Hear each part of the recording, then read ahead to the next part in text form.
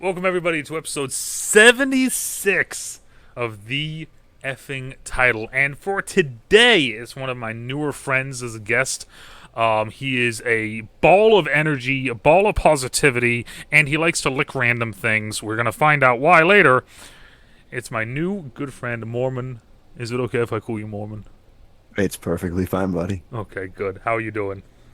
I'm doing good. How are you doing today? I'm doing pretty good. Doing pretty good. A little bit, a little tired. A little tired, but I'm doing good.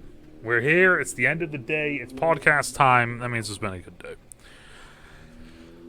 So for the good people out there that don't know you, one, that's a shame. Two, would you like to introduce yourself to them? Yeah, I'm Mormon. I stream at twitch.tv/Mormon, Hrmon. It's a play off of my last name. I'm not actually Mormon. A lot of people will ask me that. Fair, fair. I, I'm a variety gamer, and I honestly think the biggest draw to my channel is the way the light shines off of my head. It's fairly hypnotic. That is fucking great. Oh, that's fucking hilarious. See, I wasn't gonna bring that up. I went with a licking thing instead. So I've been follically challenged for about 17 years now, so I just roll with it. I tried to hold my hair for too long at first, and I looked like an aging fantasy writer. see, I'm getting to the point now where it is thinning on top. Like I can you can tell that it is. So I'm just slow. I'm just letting the hair stay for right now, and I'm just living it up while I can. Will tell you if you ever decide to shave your head, there's a thing I use called the ATX head blade. Every other day, I just go over it quick, nice and easy. I've shaved my head bald a couple times. It's not a good look for me, surprisingly. Not a good look. So I'm really hoping that like either something happens and my hair just starts growing back again, or I'm just gonna start wearing beanies on stream every day. Like those are the only options now. Um, but all right, so for today, guys, we got a good one. As always, I ask my guests to pick the topics because they find it interesting learning about new shit, and sometimes finding some cool things that we both uh, like. So for today, the topics are Dungeons and Dragons, Nintendo, and fantasy literature.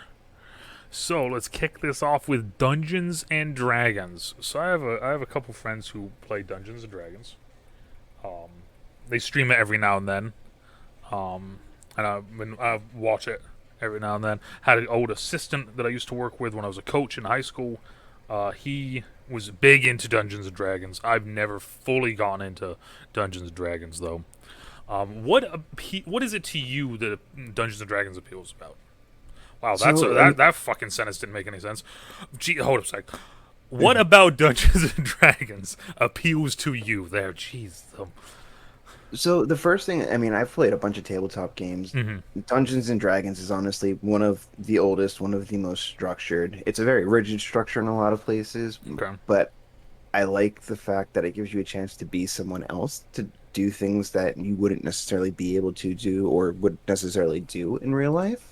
But I feel Oh, like okay. every character is an extension of yourself, so it's parts of you that you experience through gameplay. Like you're not going to do Mm-hmm. something that you'd be like, man, that's the most horrible thing ever. Anyone who does this is just terrible.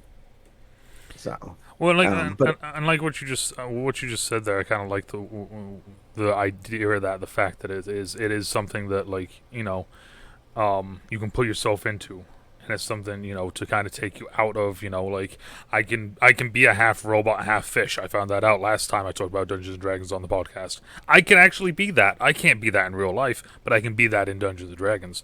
But the fact of that sort of creativity versus like okay on like for instance let's just go like World of Warcraft, right? There's only a certain amount of things you can do. Yeah, you can put your personality into it, but it isn't the same as like a Dungeons and Dragons sort of put your personality into it. I feel. right, and the other thing I feel like with WoW is that a lot of people they're playing a character, but it's very obvious that it's a person playing a character. Mm-hmm. Whereas with D&D, the character is kind of separate from the player in a lot of cases. That's Okay. you get meta gamers that get called out where they're sitting at the table and they say things that their character wouldn't know, but they do. Like, Okay. my character is a dumb orc and he's talking about metaphysics, like it doesn't hold together, you know. So I can only now that you just said that, I can only imagine the amount of stupid shit I would have to say them being a half fish, half robot.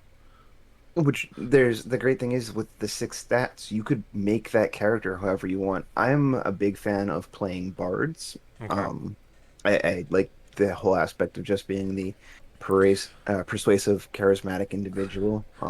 There. I have social anxiety in real life, so I don't randomly approach people. But in the game, it's nice and simple because they're not going to be talking about me afterwards.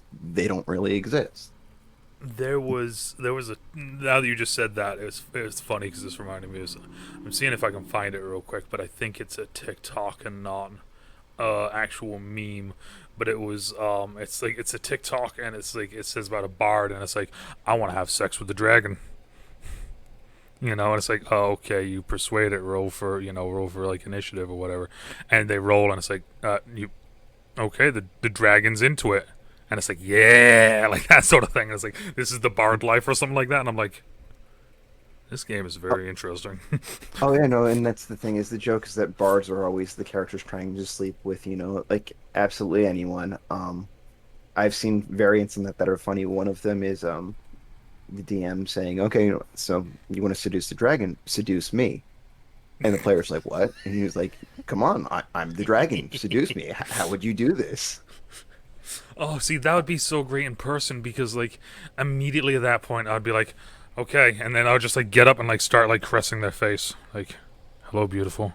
Like, And that's the thing. Some bards will do that. They'll jump into that, like they're like seduce me, or like, do you come here often? Because, my God, those eyes. And then other people are like, you're pretty. So, and that's just the thing with the bard is that fucking you can love it. play it. However. Oh my god. Yeah, I just now that you just said that, I just love the idea of just like, of just literally just being like, all right, fine. It's like you just walk up to them and just grab their hand. Ever since the first time I met you, it's okay, fine. Yep, the dragon likes you back. Get your fuck off of him. I Oh. I had some friends talking about WoW. I had some friends that I played WoW with years ago, Hmm. and then we all stopped playing WoW. And one of them messaged me one day and was like, "Hey, we just lost one of our people that's playing D&D. Would you like to take their place in the game?" I was like, "Yeah, that sounds fun. I'd do that." And like, okay, so the only thing is, I really would like it if you would keep playing their character because I don't want to introduce a new character at this point. We're coming to the end of the campaign. I'd really like to just keep the same characters. And I was like, Makes sense, but at the same time, right, and that's the thing. I was like, okay, that's fair. Like, just give me some details about the character, then I need to know what I'm working with. Like, obviously, I can make the character my own, but I want to know like what's rigid and what's open. And I ended up playing in that campaign with them for probably about another 2 years after that. Really close friends of mine, but I've never met them in person. okay. And they actually, I always talk about this on stream. They're like some of the nicest people I know because when they'd want to play other games, I'd be like, I'd love to, but my computer's a toaster.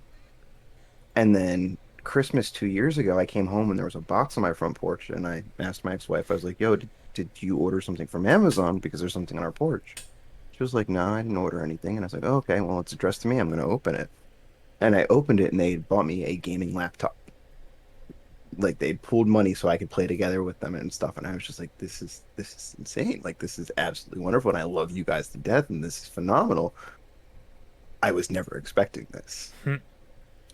But we would play D&D every week for we played for the longest time, and I would always roll bards, and one of the races is called Tabaxi, and they're cat people. Okay. And so the first Tabaxi bard I rolled, I played up every single cat stereotype I could. I would be the person doing like the watch during the night, and all of a sudden I just get the zoomies and start running around. Oh.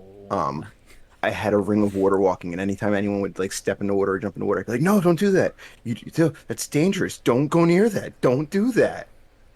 Um, and then when I retired that character, I rolled another Tabaxi Bard, and I played that character as the epitome of the seducer, but nothing was off limits. Oh. I hit male characters, I hit female characters, I hit inanimate constructs. I would flirt with the NPCs, I would flirt with the PCs, like everything. Oh yeah. So I gotta say it real quick. Meg in chat. Meg is Jagger's wife. Just said pickup lines to try on a dragon. I can't turn water into wine, but I can turn you into mine. That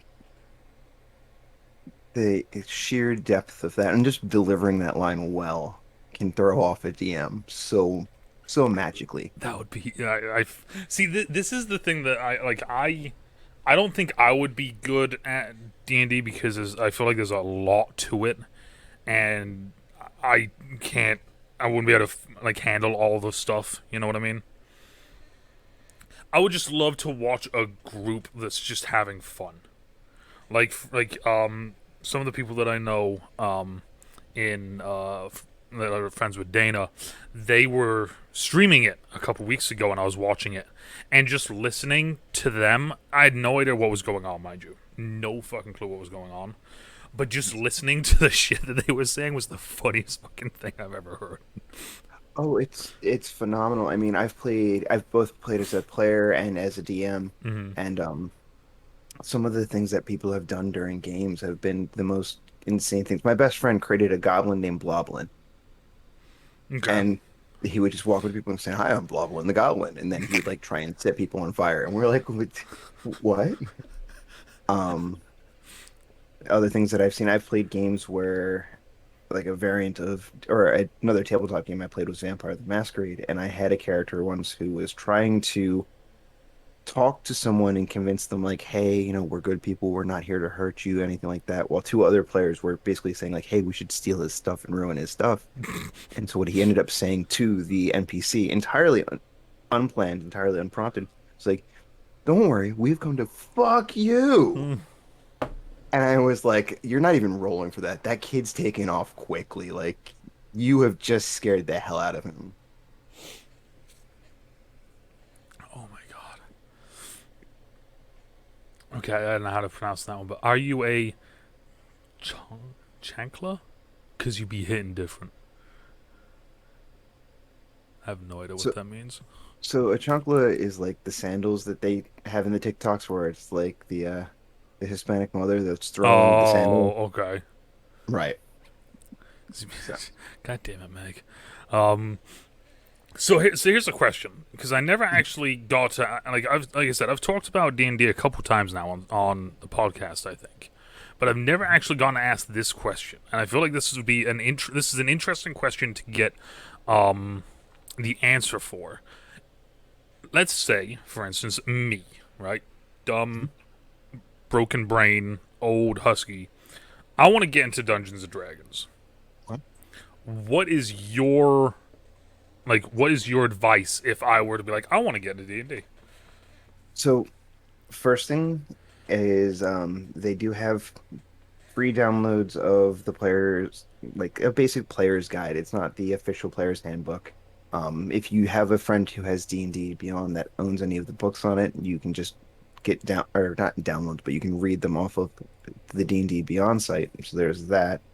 Okay. Finding a DM who is not rigid with rules, I feel like is an important thing because there are some people that are very much so the rules say this and this is the rules and these are the rules and that's the rules. Mm. And then there's other people like, hey, these are the rules, but I like doing this at my table and I like doing this at my table. And honestly, if you say something like this, we'll work with it. We'll come up with something, we'll have fun playing with it. Okay. Um, Finding someone who is going to be about having fun because especially in the beginning, like there are some people, like I said, that rules are the rules. We take the rules Well, seriously. These are the rules. that was like the guy that I used to work with. I asked him at one point because of course it's always my favorite line is can I be a half fish half robot because this is the most ridiculous thing that you could think of, right? Mhm. And he immediately was like, no, you can't be that. That's not a thing.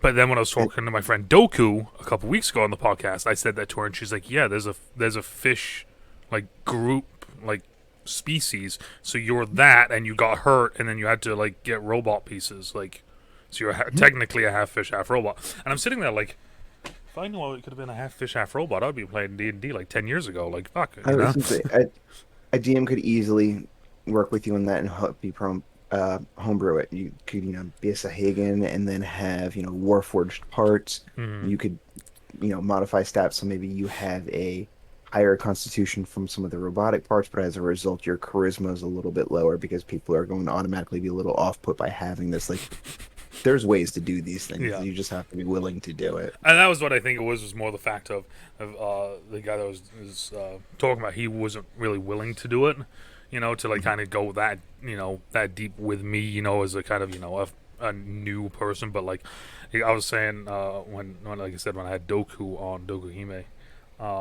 and I was talking to her about it. I was like, I would love to do like a half fish, half robot, and have like a timer set up so like every 10 minutes my character has to go pee. Like no Mhm. matter what, no matter what, my character has to go pee, and it's because part of the robot prosthetic is like pressing against like the fish liver, Mhm. Yeah, I and mean, like there's I was just coming up with stupid shit like that the whole time because like that would be my whole thing was just like how much stupid shit can I have happened with my character? I think with homebrew, the biggest thing with me is I'm not opposed to homebrew so long as it's being used for fun and being used for story. It's the person that comes to the table and they're trying to break the game. Like they're like, I'm gonna win D&D. Well, no, you don't win D&D. You have fun at D&D. So, Well, and that's my thing is that like for me, like I like there's a skit and Pete Holmes does a beautiful Dungeons and Dragons skit, and it's like they're in the tavern, and like there's a weird wizard in the corner. What do you want to do? And he's like, I want to sit as far away as possible from him because he's creepy looking. And then it's like, well, he comes up to the table and it's like, that's a little bit forward. No one invited you here. And like this was his whole thing. And then he's like, does this place have like better, like does this place like, can you sleep here at the tavern? And they're like, yes. And it's like, so wait, this is a B&B D&D. And like he's going through like all these different things, and I'm watching this, and as I'm watching, I'm like, this is literally what I would do if I would play Dungeons and Dragons. Like this would be it. oh, it's Like, pure and utter chaos, and that's the thing. You can't go in with like a this is the story and this is how it's going to play out because your characters are not going to let you do that. mm-hmm. So one of the things that I did in a campaign I was running a couple years back, I created, I had a bunch of drow that were going to try and take control of the players. And for people who don't know what the drow are, it's like Drist from the Forgotten Realms game that you were playing recently. Okay. So they're the dark elves. They're basically elves that are living in the underworld, or living not the underworld, but underground. Mm-hmm. Um, Canonically, they were chaotic evil. They're getting out of that now, and they're kind of saying like, "Hey, there's different people from all of these different races." Which, obviously, looking at the world, this is a way to play this. It's not set in stone. People are realizing that a lot of these games were having a lot of negative connotations on the world itself. Um, but so what they did is the drought basically knocked everyone out, Okay. found each person, figured out a way to get them, and they're like, "Yo, so we've got all of you trust up here. You work for us. You do this job for us. We let you go. Nice and easy. It's simple. It's over. But if you don't, we're gonna kill you. What use do we have for you?" And one of my players was like, "You won't kill us." And I was like, "Okay." I lean into your face, and I'm like, Really? You think I'm just gonna let you go? You think I'm just bluffing here?" She's like, "You wouldn't kill us." And I'm like, "Okay, cool." So he takes a sword and he starts pushing it against your chest. And one of the other characters is like, "We're gonna do it. We're gonna do it. We're gonna do it. We're gonna do it." And after the session ended, she's like, "Were you gonna kill my character?" And I'm like, "I wasn't going to kill your character, but he was going to kill your character. Like, you need to realize this isn't me playing for you. And This this is a this being playing for someone else." that's fucking great. And like I don't go for the ham-handed often, but sometimes it's gotta be like you've got to realize this isn't your friend doing this. This is how this person would act. Mm. So, but I like the chaos. And then this is the same character at one point was standing in an open field, and she was like, "I'm gonna roll to hide." And I'm like, "What are you going to hide behind? Like, there's nothing to hide. You're in a field." And she's like, "I want to roll to hide." I'm like, "Go ahead. Like, let's see what magic mystery you pull off here. Maybe find a huge patch of grass or something." And she rolled, and she got like a one. And I was like, "Yeah, no, you find nothing to hide. For all intents and purposes, you might as well have started yelling, 'I'm hiding,' and hope that You worked." might as well have started yelling, "I'm hiding." I love that. All right, so looking up the stuff, finding a good DM. So what are some things as a DM that like you just hate? Um, I'm not big about bringing magic items into my game. Some people love having them. I Okay. feel like one of the things I've read somewhere, and it was one of the D&D DM guides, was that magic items they're rare. They're magic items. If you have them common and everywhere, then what's the magic? Like, there's nothing special about it. Okay. So I like having it be things that are, rarer to find, or maybe there's some negative, thing to it. But I hate when people are just given things and like, yeah, that's just a plus 1 sword. It's like, okay, but what's special about it? And what's a plus 1 sword? Yeah, But why? why? What's special about it? Mm-hmm. So that goes back to that whole thing about being rigid with rules. Like sometimes you just want to do interesting things with the things, and you want to keep the story going. So, True. uh, True.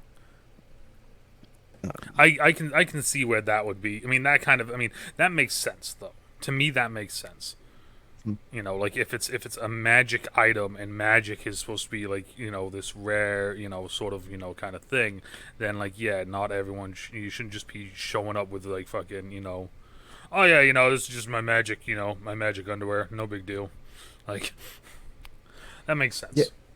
The other thing I think, and this is something actually that I've seen recently, is people are using D&D for clout, and that just it Huh? baffles me. Like, They're using D yeah, and what?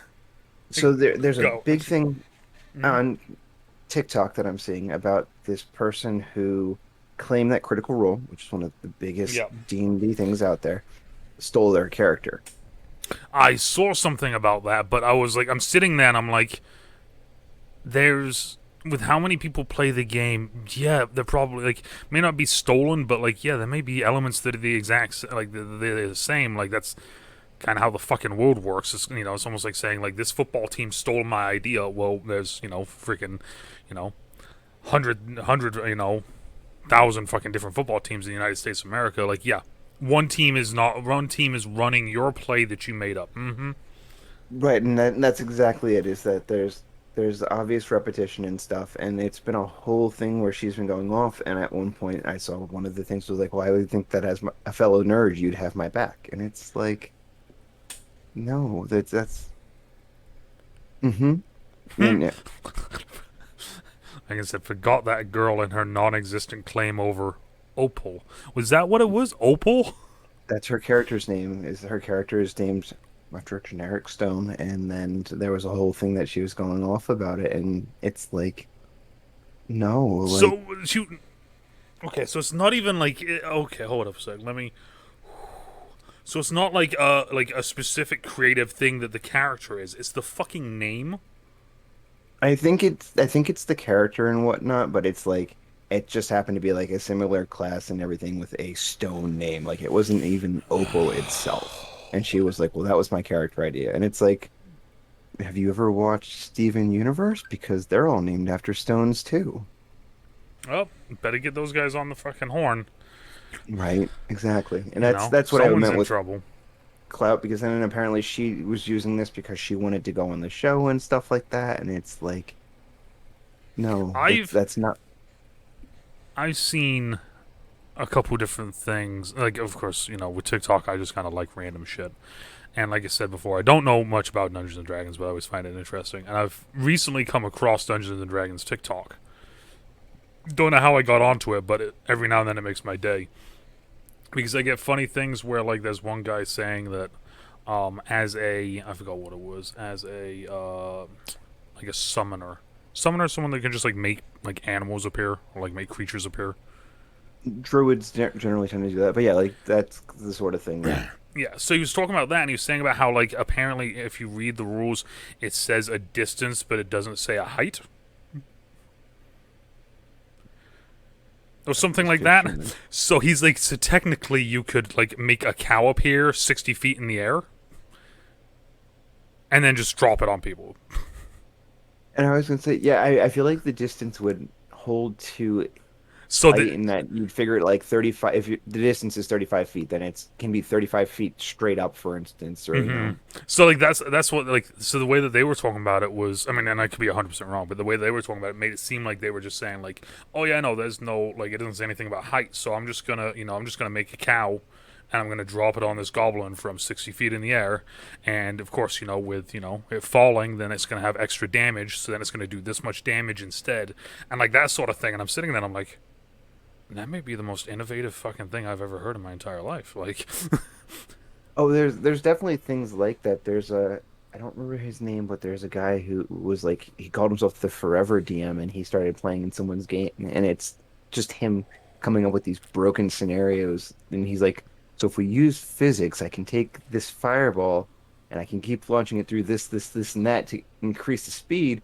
And yeah, I'm not gonna just destroy that castle. I'm gonna take it about 6 miles behind it as well. So he's not getting away.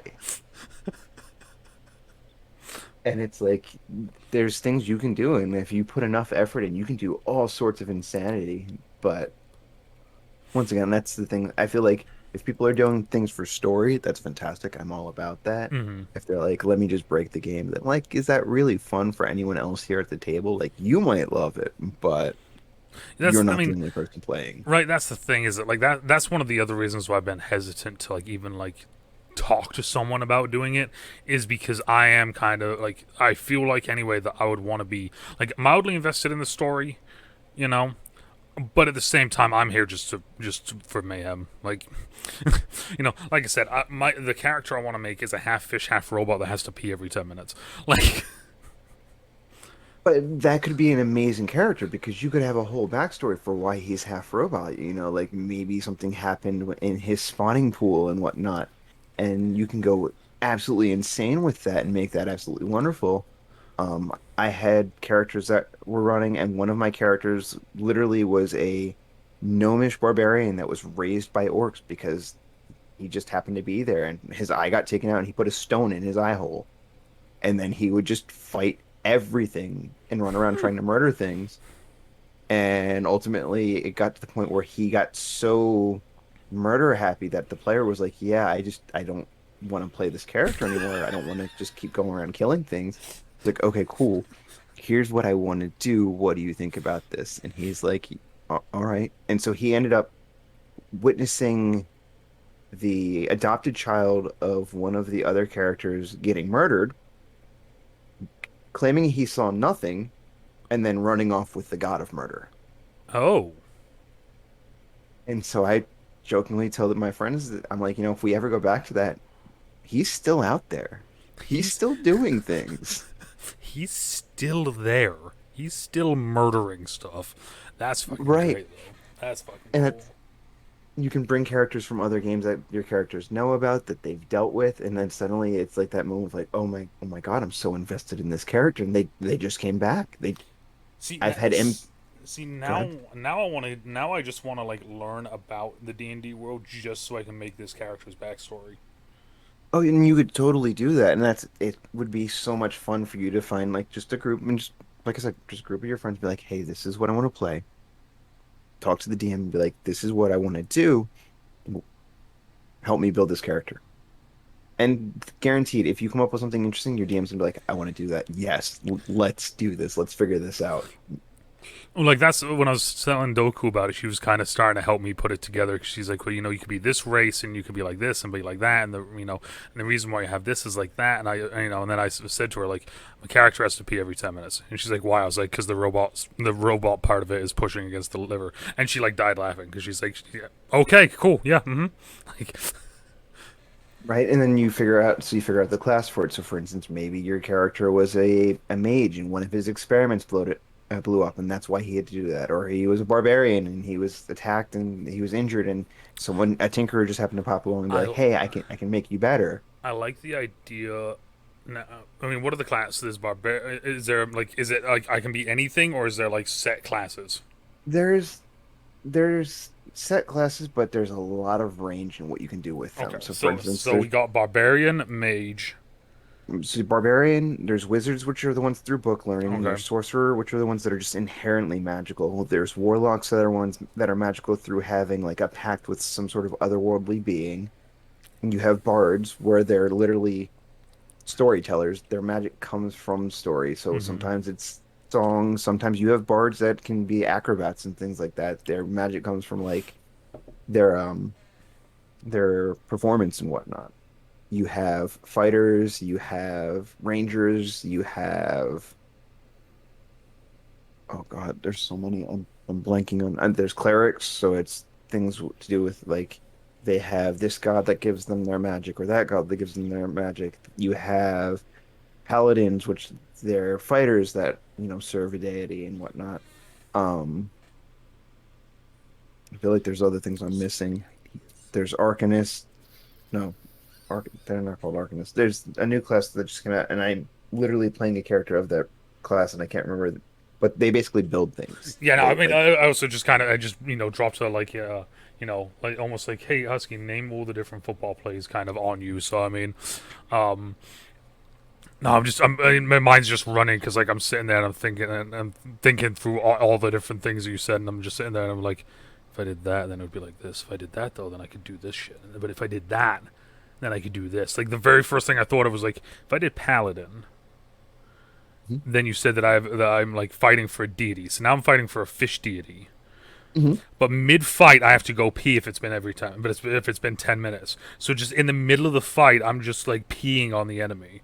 Like, And it could literally be a thing where you're so used to fighting underwater that it didn't make a difference because no one would know. But now that you're like running around on the mainland, it's like, okay, well, I'm peeing every 10 minutes and it's yes. very obvious. Oh my god, I'm loving more and more and more of this. I'm gonna have to start writing this shit down because Jesus Christ. Oh my god, I'm gonna have to like get like Doku on the horn. We're just gonna sit down and make this fucking character right now because, well, not right now, but yeah, no, I love the idea of this now. Oh my god, this is gonna be fucking hilarious. I'm gonna annoy so many people. If I'm a fish, wait a minute, hold up a second. Oh my god, if I just thought of what I just thought of, how long is a fish's memory? Not just 3 seconds. Damn it. But you could still play that, it's Well, a that's what I was very, thinking. Is like your goldfish can actually remember things for at least 5 months. That's so, all I need. right. I was gonna say, yeah, you Baboo! go back to like a place that you haven't been in like a little while, and you're like, I don't remember you. Well, I'm your mother. Well, I don't remember you. No, you're not. So, oh, you can have so much fun with that. Oh my god, I love it. Okay, so what is so? Let's kind of wrap this one up. Because the main question I want to ask you was, like to get started, right? So now to wrap this up, what's your favorite? What's your favorite like almost memory as a DM, as a player, and what was your favorite character that you've ever made? So those three things: favorite memory as So, a DM player, and then favorite character you've ever made. so as a DM, my favorite memory, I had a campaign that I was running for a bunch of my local friends that I've made living here in the last couple of years, Mm-hmm. and I know one of them doesn't particularly like zombies, doesn't particularly like clowns. So I took them to a haunted circus, and I had the background of like the circus like instruments playing, but all distorted and like warped and stuff, and then the occasional zombie noises going in there. And Oh man, that's fucked up, literally, bro. That's so fucked up, but what's I love it. wonderful about it, Oh, I love and it. I love her to death, she looked me dead in the eyes and she goes, Joseph. I know you're talking about. I'm the dungeon master. And it was so funny because like we were using Roll20, which is an online thing to do it. So I would stop the music and one of my other players would turn the volume up on their computer to hear it. So like everyone was in on it at this point. That's great. I fucking love that. As a player, I that campaign I was in for years and years and years. The final act of that campaign, we had this thing where I was this character who I started off as like when I came in, I was told my character had basically almost killed the party by booping a dragon on the nose. And by the time we left, it turns out that he had been a prince who had been stolen away because his family had been murdered, and there was a whole backstory on his grandfather was murdered, and he became an assassin to avenge him. And in saving the world, he ultimately died in that final act. But it was just such a brilliant end for this character that started off as a joke throwaway character. I loved like his final act as my character and one of the other characters died, and like we had this somber moment where like everyone was like, "Wow, wow, it's done." It's done. It's finally happened. And my favorite character I've created, uh, I've had so many that I've created, and I obviously love each and every one of them because my friends always tell me my characters are more me than me. Hmm. Um, but I think one of my recent characters has got to be my favorite, which was his name was Danster. He was a goblin, so he's like all of like 3 foot nothing, scrawny and whatnot. He had a cape of billowing, which was basically just a cape that at any point he could make it billow like there was a gust of wind around him or something, but there was no wind or anything, so it would just start moving like that. And he had like Fabio hair, so he would go and every time he met a female character, he'd be like, "Well, hello, gorgeous. How you doing? I'm just telling you, like I think you're fucking beautiful. You're fucking wonderful." And I'd play up, my northern accent and whatnot with that.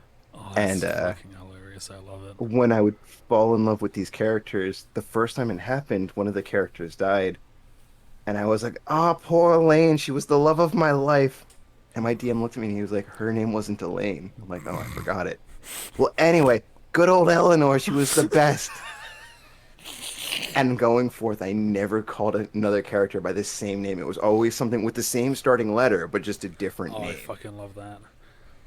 So, I had going off of that. I have a college coach that I still kind of keep in touch with, and on Twitter he recently put up something like, um, "From now on, I'm going to start insulting people based off of what they're wearing. So if someone says something stupid, they're just like, okay, glasses." And I'm sitting there and I read this, and I'm sitting there, I'm like, that 100% is the most on dot explanation that I can give of my coach. Great fucking guy. But like that's the sort of like thing that he would do. It's like if you're wearing like a fedora, that's your name now. All right, fedora. you got anything else to say? Shoes? Well, exactly. That would be it, right? It's like, all right, sandals, whatever. I mean, like, because it doesn't matter. It doesn't matter what it is. What just matters is if you can say it and put enough like actual like, yeah, this is now what you are. You are a now T-shirt, and Yeah. like get the point across of it. That's the thing that hits. And I loved it ever since I saw that. I was like, that's the greatest thing ever, And I was like, I need to find someone that I can do this to, and then I just never have. And I'm just like, okay, I'm just gonna give up now because this is too long now. This is too much effort. But all right, so moving on from Dungeons and Dragons to Nintendo as a whole. So, how many Nintendo things have you licked? Oh, so Switch titles, I think, and I'm not 100% sure. I have to go back and clip a lot of these because I've been licking one every Friday since February, I think. No, maybe longer than that. It's been a while. I've been licking one, and so the deal was I was gonna say, for my, please explain because like I've been saying this and I don't know if people that are listening have actually been like fully like, did he just say lick something? Like I don't know if that so so so what Nintendo did when they put out the Switch is every Switch title has a bittering agent on it. So something that if little kids put it in their mouth, because the size of the things, it's extremely tiny, like a little bit larger than a SD card. So like I see Meg saying like tongue action. Yes, like tongue action. mm-hmm. I actually lick it because the thing is, I'm figuring out which ones have the worst bittering agent on it. Now, it started by accident because I read about this and I was like, "Oh, that's so dumb. I would never do I was this." gonna say time out. That like how do you accidentally lick? I used to smoke.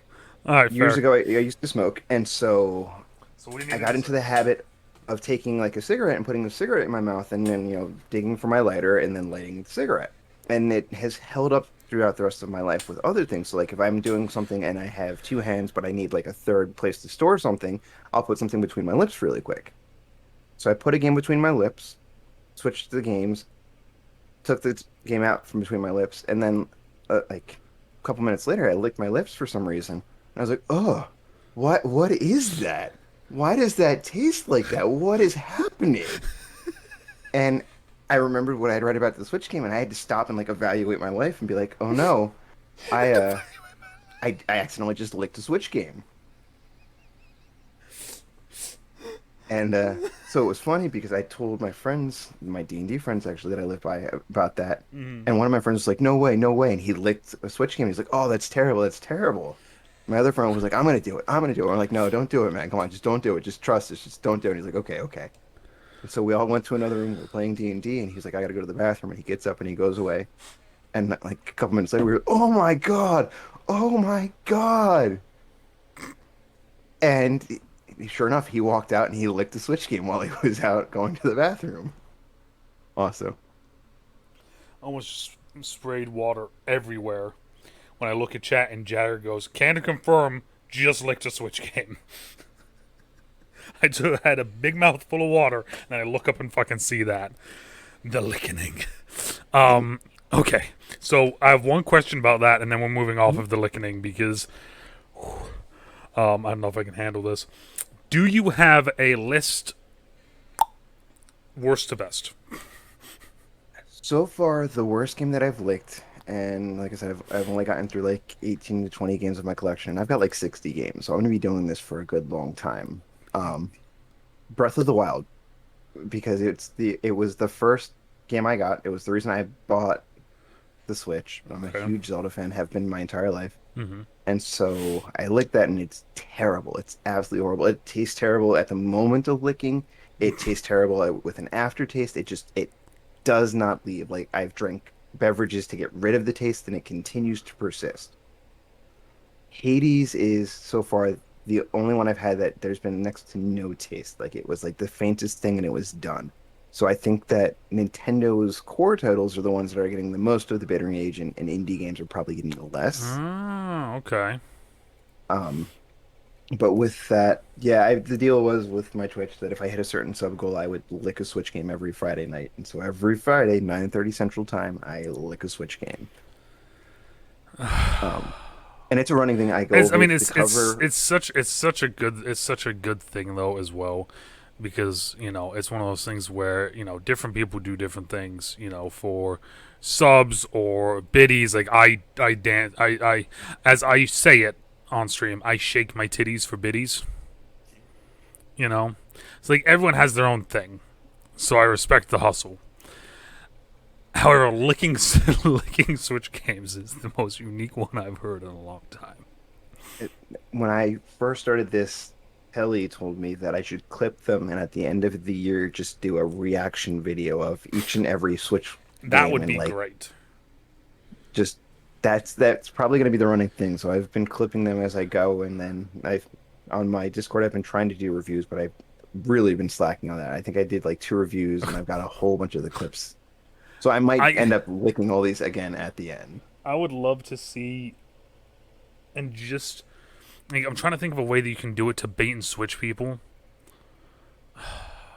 What's a newer Switch title that's coming out here soon? On Friday, The World Ends with, or Neo, The World Ends with You is coming out, which is the sequel to The World Ends with You. Is that something that you're probably going to get?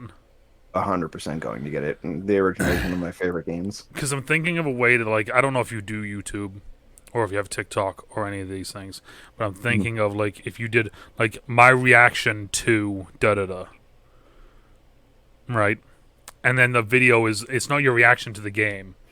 It's your reaction to getting the game, opening the disc, opening the ball, the little container, taking it, looking at it, give it a good sniff just to make sure, that there's a scent, and then licking it, and then giving your, expertise on the taste of the game, putting it back in, closing it up, and thanking everyone for showing up to your reaction.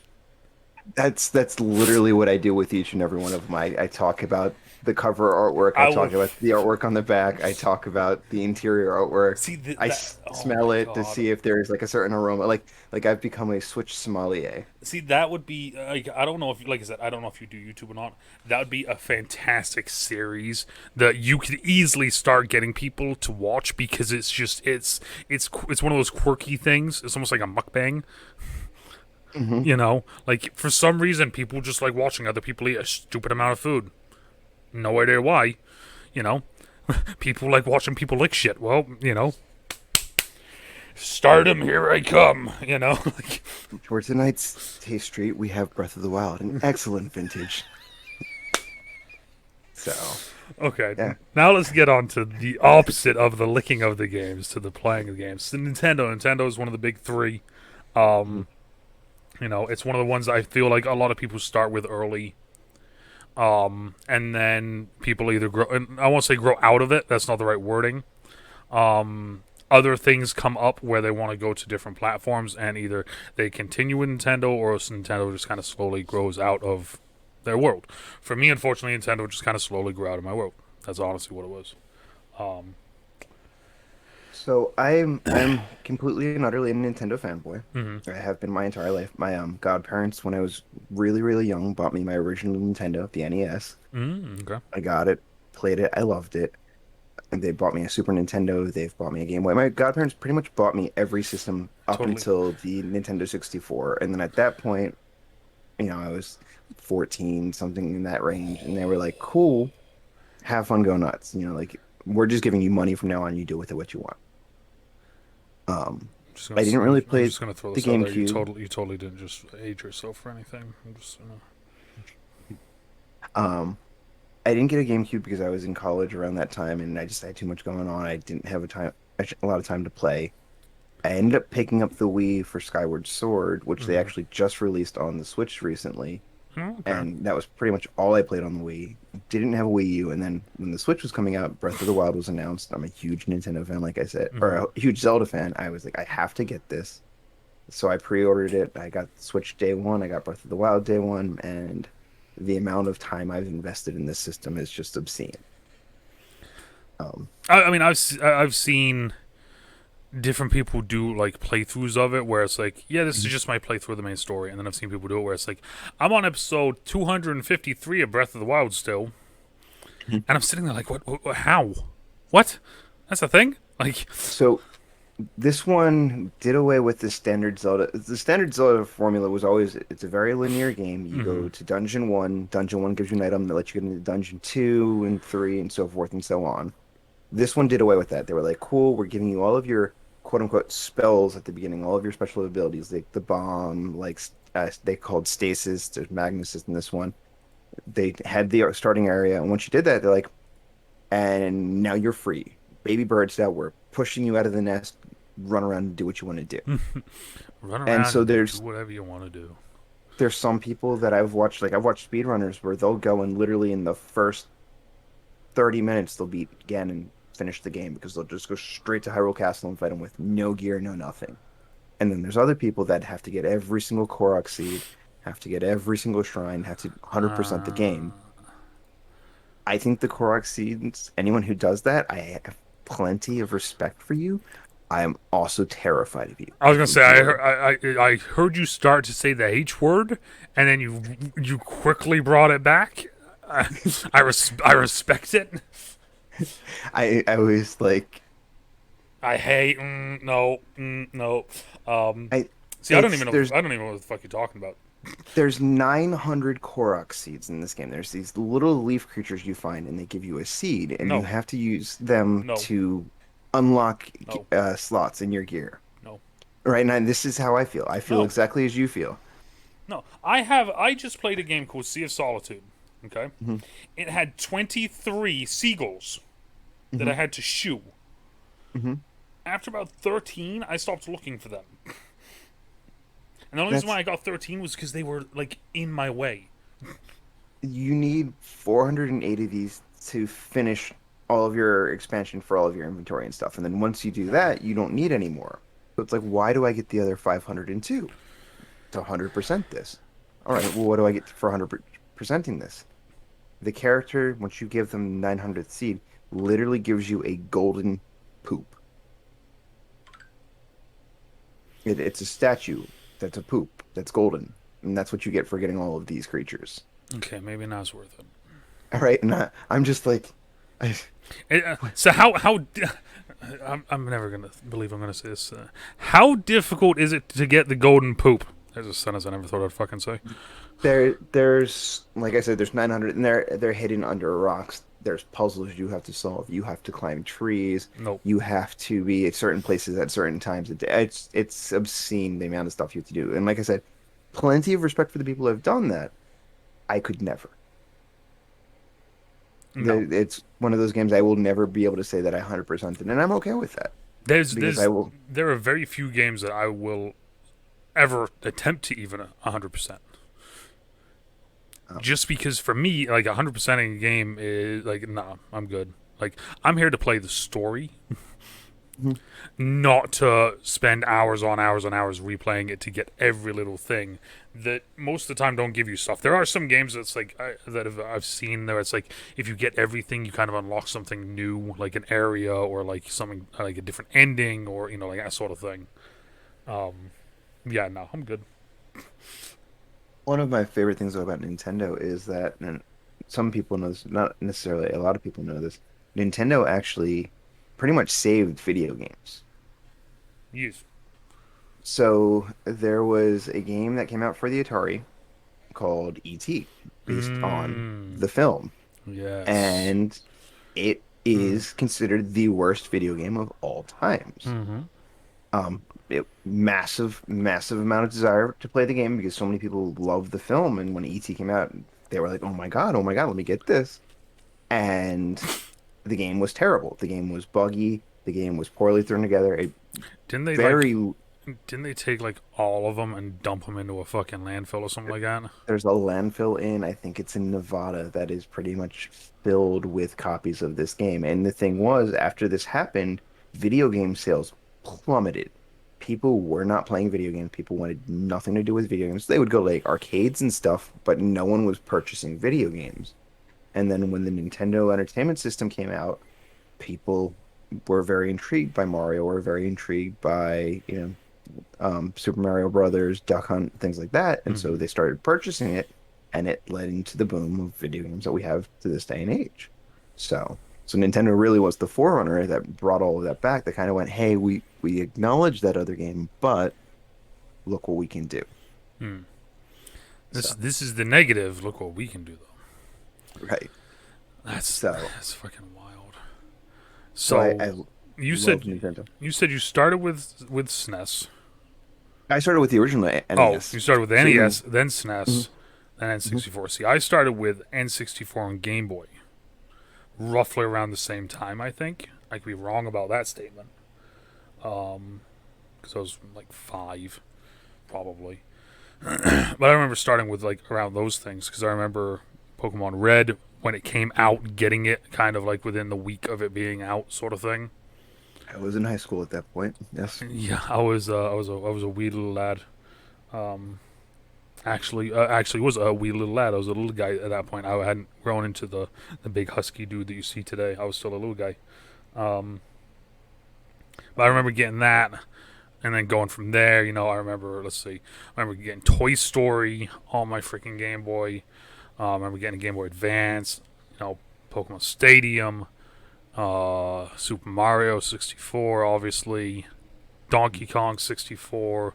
Huge Banjo Kazooie fan. Legend of Zelda Ocarina of Time. My mother beat it. I never did. Shout out to Mama Husky for kicking my ass in every game when I was a child.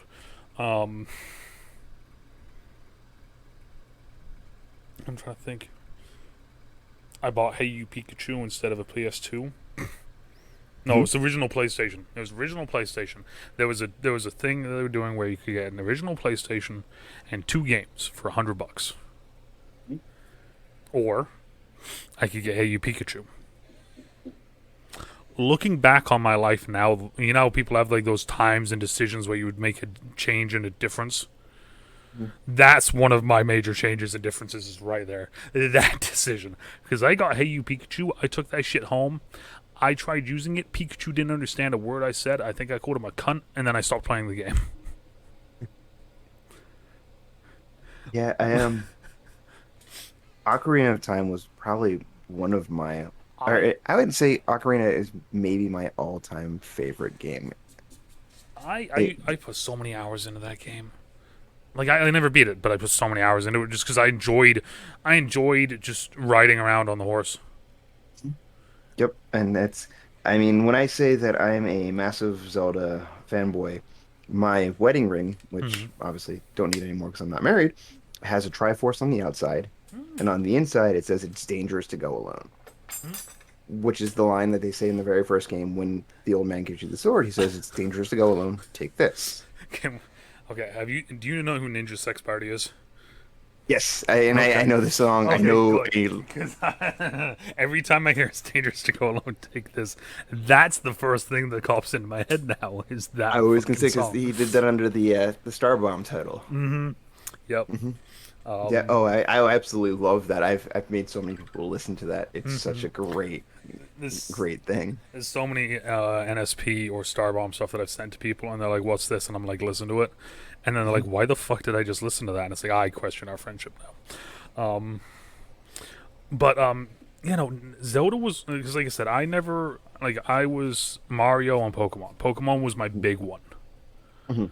Pokemon sticker collection, Pogs, Mhm. action figures, little fucking statues, the cards, the games, the magazines. The I have a pile at my parents' house, probably about maybe yay big, of Nintendo Power.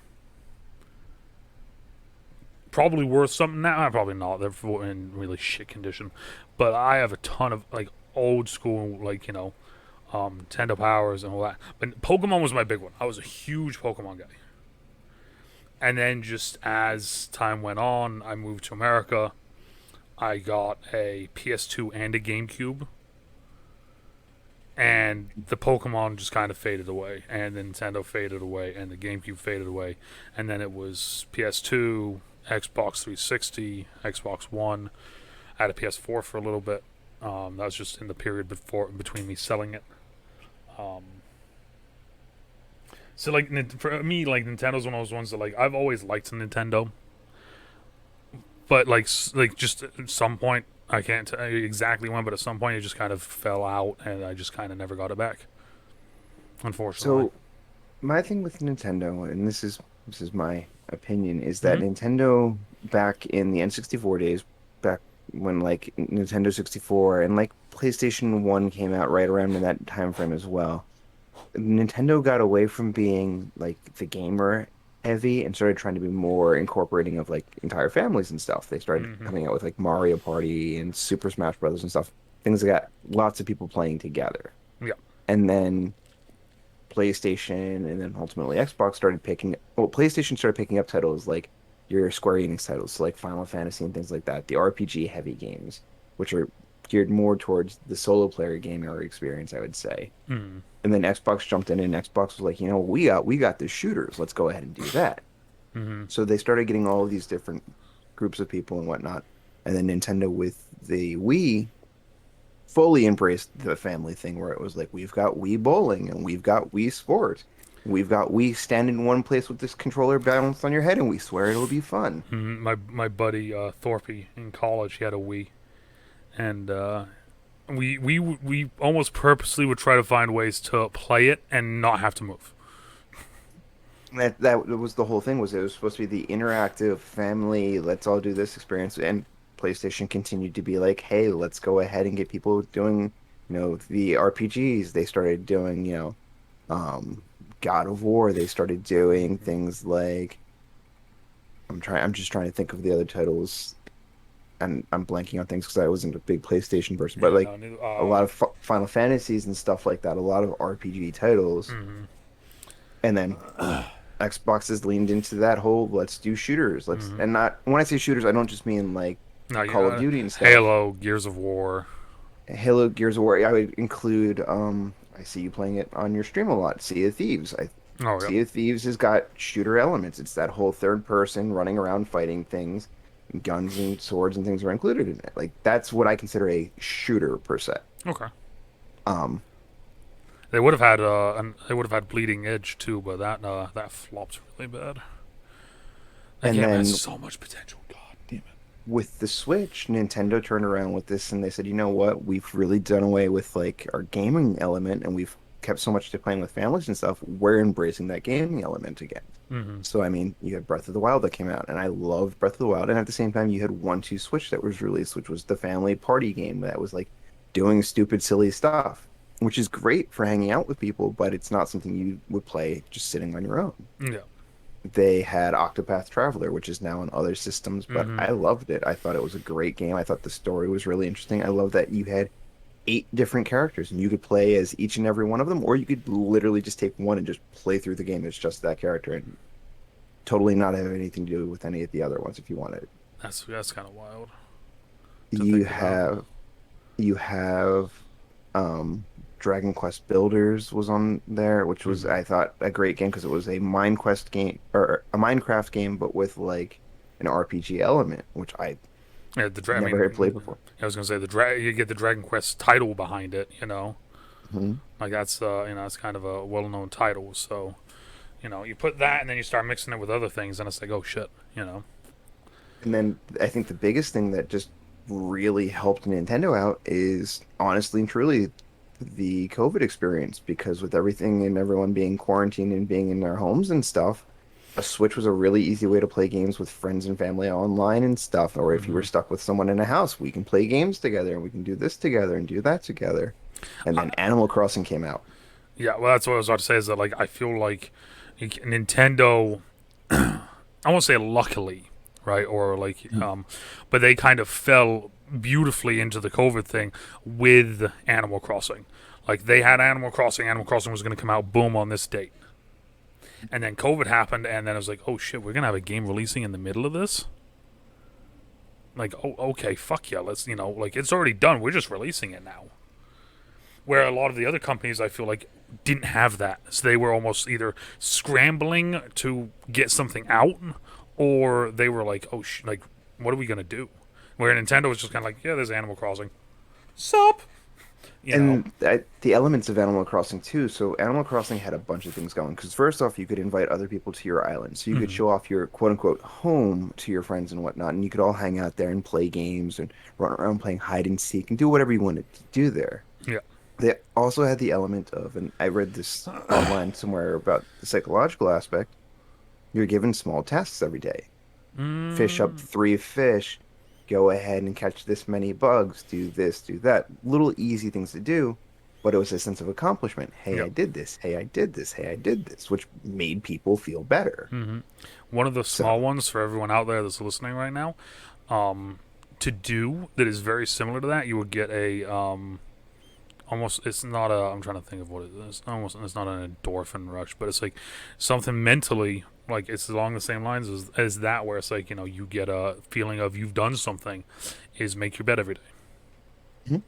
If you do that, it's a very silly little thing, but you will get, after doing it for a little bit, you will get kind of like, it's almost like a feeling of accomplishment because you did something. No matter what, at the beginning of the day, you've started your day off by doing something.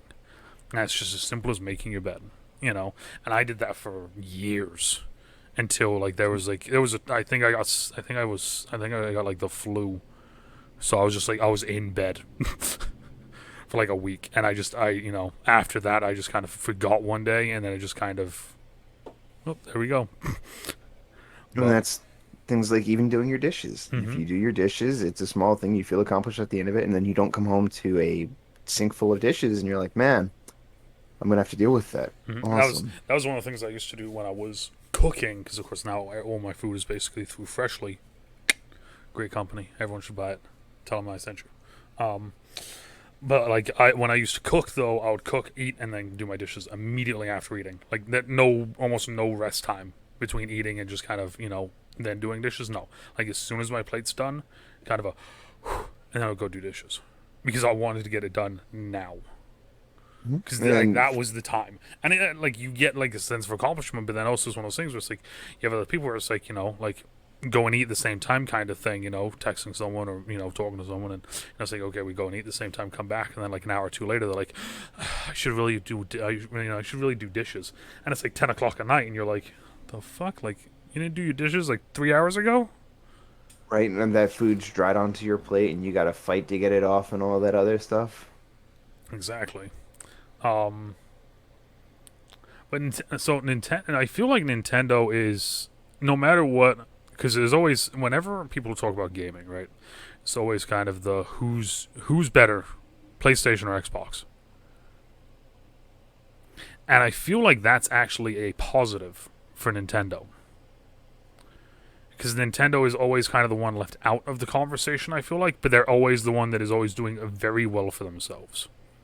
And I feel like they're left out of the conversation because they're not necessarily in that competition. They know Mm-hmm. that they're going to have the people that love Nintendo, and there's plenty of people that have PlayStations that have Switch, and there's plenty of people that have Xboxes that have a Switch. They don't consider it a rival because they don't Exactly. focus on this same demographics. Like I think to when the Switch got Overwatch, like it immediately became kind of like a joke between the Overwatch community, about Overwatch being on the Switch. And then within like a couple months of it being out on the Switch, there was videos of people going into competitive games and being ranked in like gold, which is like the middle of the pack sort of, for ranking for competitive. And one person was in gold. He got put into a match with a bronze character, with a bronze player, and someone that was in the top 500. Because that's how small the pool was for the Switch competitively. Mhm. And I'm sitting there and I saw that picture and I'm like, that's the most ridiculous thing I've ever seen. But then you think about it, like I said, it became a joke because why would you play Overwatch on the Switch? And that's what we, kind of what you're saying is that like it's not a competition thing. The Switch and the Switch slash Nintendo is its own thing. Like they have their core group of things that they do well, and they know they do it well. So like, yeah, we're gonna put Overwatch on the Switch. Is it gonna do well? We really don't care. We have Zoda that we're worrying about. You know, oh, we're gonna put Call of Duty on it. Yeah, okay, whatever. We're worried about Mario. Like they're putting these titles on there because hey, they make some money off of it. But like that's not a concern of theirs. That's one of the big things with Nintendo that if you ever go into like a GameStop or something and you look at a used copy of like Breath of the Wild, for instance, it's still going to be 45, fifty Mm-hmm. dollars even though it's a 3 or actually almost a 4-year-old game. 4-year-old Because I game think played by someone else that yeah. because it will always sell for that because Nintendo doesn't lower the prices on their primary titles. Like Pokemon will always sell it for full price unless it's like a special sale for like Black Friday or something, at which point they'll go down to like $40 instead of 60. Yeah, exactly. They're like, okay, you know what? It's Black Friday.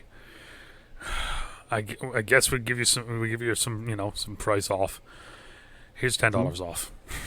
Yeah, and that's exactly, and people will still continue to go out and buy them at that because they're like, this is just the quality of their games. Mm-hmm. Like Nintendo puts out Nintendo games and they're what they are. Like, and that's the thing is like, you, with me getting because like when for the last couple of years before I got into streaming, I was playing Madden, and that was basically it. For everyone out there that doesn't know, it was Madden, and then when I had NCAA 14, I was playing NCAA 14. Um, but like that was it. Assassin's Creed every now and then too, right? Then I started streaming, and around the time when I started streaming was when I started getting into Overwatch. So it kind of eased me into stuff. Then it started getting into Fortnite. Then I started getting into Apex. Then I started getting into all these other games. Then I started playing story games. Now I consider myself a variety streamer that primarily plays Apex, but a variety streamer nonetheless. Um, like Overwatch and Apex kind of hold the channel up, but then underneath that, it's just a fucking plethora of just random ass shit that I do.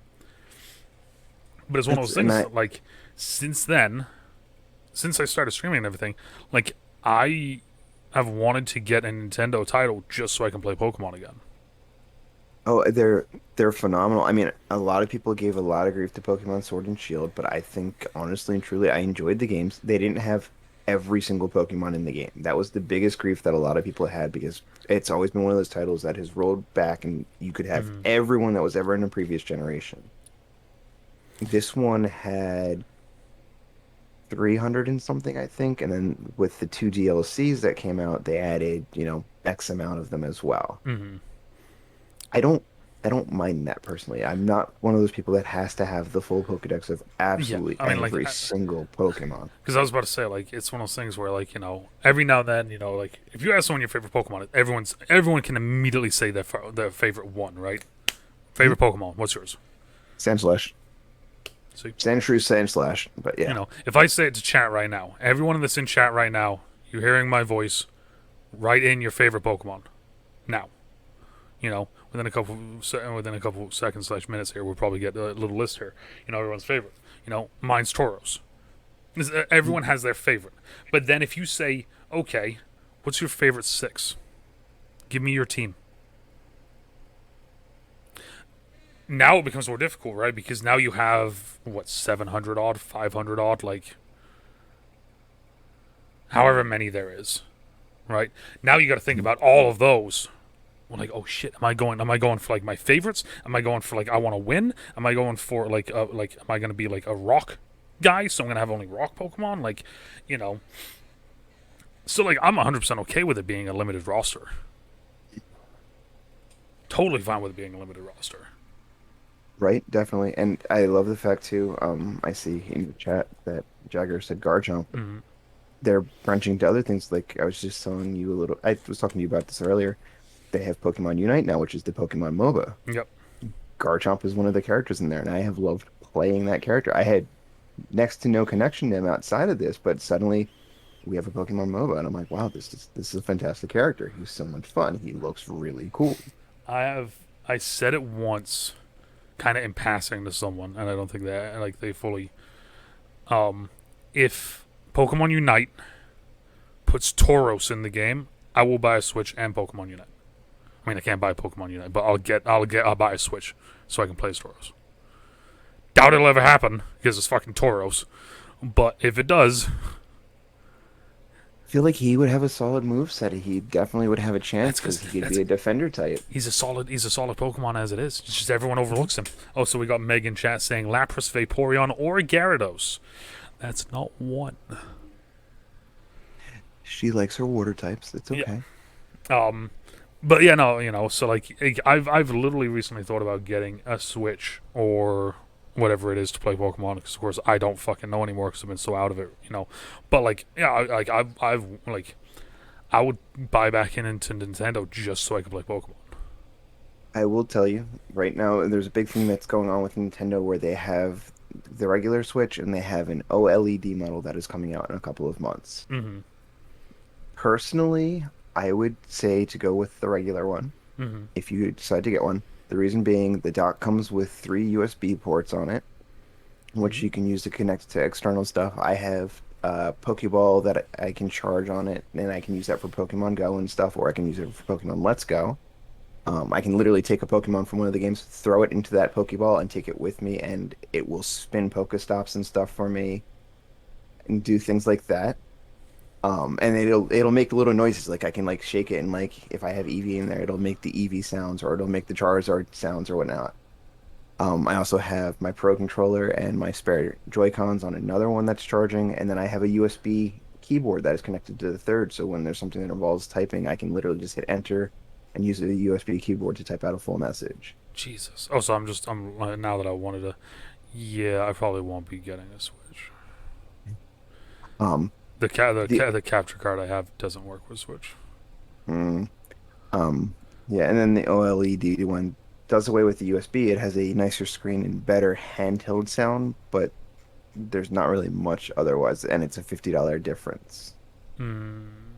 So it's like they're like, "Oh, it's better." Well, it's not $50 better. Yeah, well, like that's that's the thing. Like when we saying about the capture card, like I asked a couple Mm, people about capture cards, mm, and most people have like the Elgato HD60. mhm, So I saw that and I'm like, all right, cool. So I looked at it and then I saw the 60 plus, and the 60 plus, it's like, oh yeah, by the way, the 60 plus is like the base model for mhm, like if you want to get the Xbox X series, which of course eventually I'll get the X series. So I was like, all mhm, right, cool. Like, yeah, then I might as well get this then. If this is the base model, then I might as well just get this if this is going to work with that, but it still works with my Xbox. And then once the capture card, companies finally get their shit together and make one that works really well with the Xbox X Series, then I'll buy that, down the line when that happens. So then I get this, I get it, I start looking online, and I start downloading all the programs, and there's no game capture program for the HD 60S Plus. Instead, it's a 4K video capture. So all of the things that every one of my friends had told me about, completely irrelevant. So, like, I had to learn a whole new system. I had to do, and it was such a fucking nightmare. But that's what I was just looking at. I went on Amazon to see if I could put the Switch onto it, and I can't. Kind of surprised by that. Yeah. So was I. That sucks. Mm-hmm. So is life. So is life, as one of my friends says. So is life.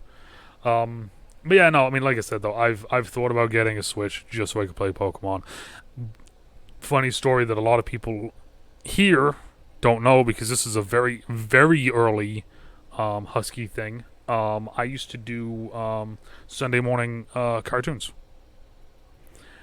So I used to call it that because I'd play cartoon-esque games, and by cartoon-esque games, I mean I played Banjo-Kazooie and Pokemon Red.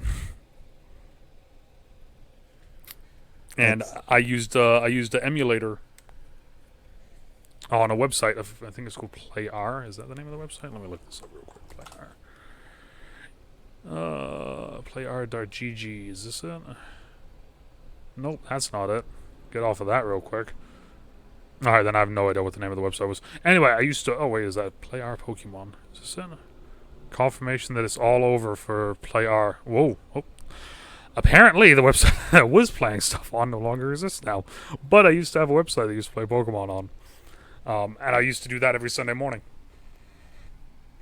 Yeah, I mean, Pokemon is still absolutely massive out there, especially the Nuzlocke challenge is the big thing that a lot of people like to do now. I remember when I got an emulator on my laptop, when I was streaming off my laptop, I got an emulator on it, and I picked the Pokemon that I started with. So, of course, I did it at random, but one of them was Tauros. And every single time, like, one of the first Pokemon I would meet would be, like, a legendary. And then I would die immediately, and I'm just sitting there like, mother, I just want to play my Tauros and have some fun. Like, One of my stream challenges that I did Pokemon related, I hate Magikarp. Absolutely hate Magikarp. I love Gyarados. Hate Magikarp. It's such a pointless, idiotic Pokemon. And so I jokingly made a sub goal, and I was like, if I hit this many points, I'll play through the game with Magikarp as my starting Pokemon, as my primary Pokemon. I will repeatedly hatch eggs until I have a shiny one, transfer him to the game, and play with him from level 1 all the way to level 100 without evolving him. He will always be a Magikarp, and I will name him Morgikarp. Morgikarp. And I have a level 100 shiny gold Morgikarp that I played all the way through the game with. I love it.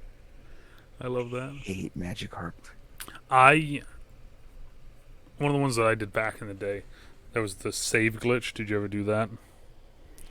With missing... No, where you could double your Pokemon. Okay, no, So you'd move a Pokemon to like your PC, and then like while in the middle of doing it, you had to do it like the exact right moment. You turn it off, and then you turn it back on, and the system would create two identical copies, one in your PC and one in your party. Mhm. So I did that once, and I had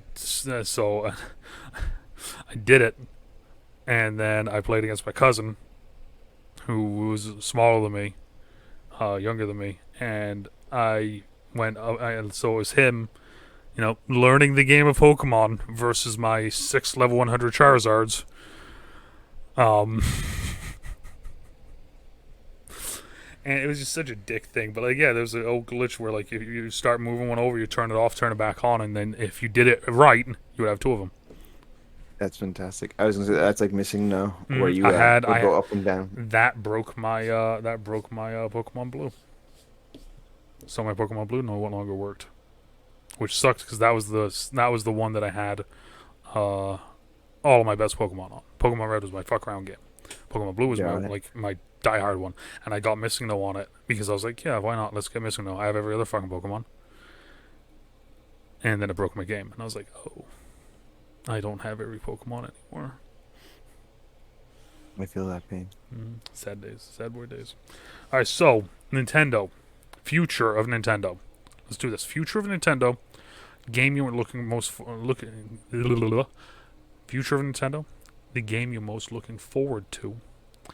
And if you could either make a game or put a game on the Switch, what would it be?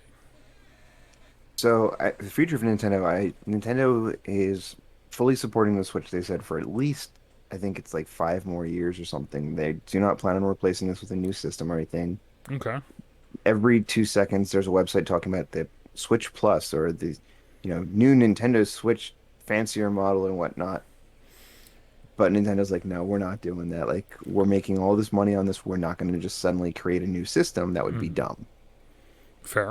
So I'm excited for that. A game I'm most excited for. I mean, the obvious answer is Breath of the Wild 2. That's Because that's I'm a what I thought it huge would be. Zelda fan, but I'm really excited for the fact that they're making an Advance Wars remake. No. It's coming out in December. It's going to be the first 2 games of Advance Wars, which you saying that tells me that you've played Advance Wars, and anyone who's played Advance Wars loves Advance Wars. I fucking used. That was like one of my favorite games when I had the Game Boy Advance. Mhm. Like I played that more than I played Pokemon, and I used to play Mhm, and Pokemon a lot. But like Advance gonna Wars, have oh my god, that's awesome. it's going to have local and online play, so you will be able to play with your friends online.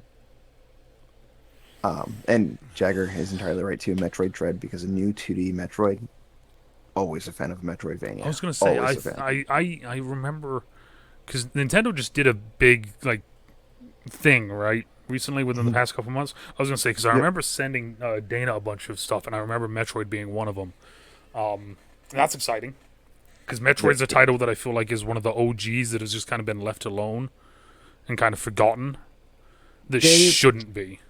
They've got stuff that they've been doing with it, but they haven't really done anything with the Switch with it yet. Mm. They've got Metroid Prime 4 that they've been talking about, but we don't know what's happening with it right now. It's just kind of looming somewhere.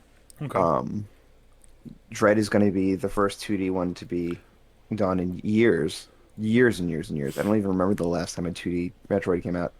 And I agree 100% with Jagger because Metroid, Doom, and Castlevania are 3 of the best franchises. Castlevania is one of my all-time favorite. My favorite Castlevania game is Aria of Sorrows.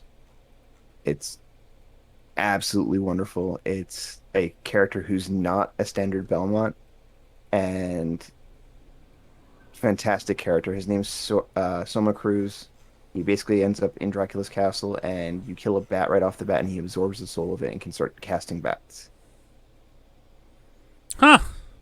And it's fantastic. And my favorite thing about it is you find Excalibur as a weapon in the game, but because you're not the Once and Future King, you can't pull it from the stone. Oh, So you that's swing Excalibur with the stone attached to it. that's fucking great. I like that. That's fucking cool. Okay, so now if you could put a title, or here, let's do this one first. If you could put a title on the Switch, what would it be? Any title that's out there right now, if you could adapt it, put it on the Switch, what would you want? What do you? Let me rephrase that. No, what would you want? What do you think would be the best title? I'm gonna go with Jagger again. I think a Castlevania HD update, Symphony of the Night, because it's never been on a Nintendo system. I think that if they pulled that there, that would be phenomenal because then suddenly all of these lists are like the best Nintendo Castlevania game. It would be wonderful. Okay. Okay. So now, if you could make your own Nintendo game, it can be any franchise. It can be any already designed franchise. It can be any other franchise. Just your. This is your brainchild. Go. Oh, that's a really good question. Because I have one, and it may already be. It may already be there, or a version of it may be there. Because I think a version of it does exist. But I have one that I think would be I think it would potentially like it would make people want to buy a Switch just so they could do it. I honestly, I don't know. I've never even thought about creating a game for. So like, so mine is the Pokemon title, obviously, right? Um, And like I said, it may exist like because there's a Let's Go version of Pokemon now, right, on the Switch where like you can see the creatures, you can see your character, you can move around, you can like that sort of thing. Do you see other people? there you not really. And in the Sword and Shield one, in the wild areas, you can encounter other people, but it's not really them. It's like they're moving around and you can talk to their NPCs, not talk to them. See, So you're saying like an MMO I'm talking an MMO Pokemon game. that is one of the most popular like things that people want in the world. Like it would be so phenomenal to be like, I am a young trainer just leaving from, and you could even Well, do it so like. you make it like because I don't know if you could do it or not, but if you could somehow pair, I mean, I guess you could really with all the new features on Pokemon Go.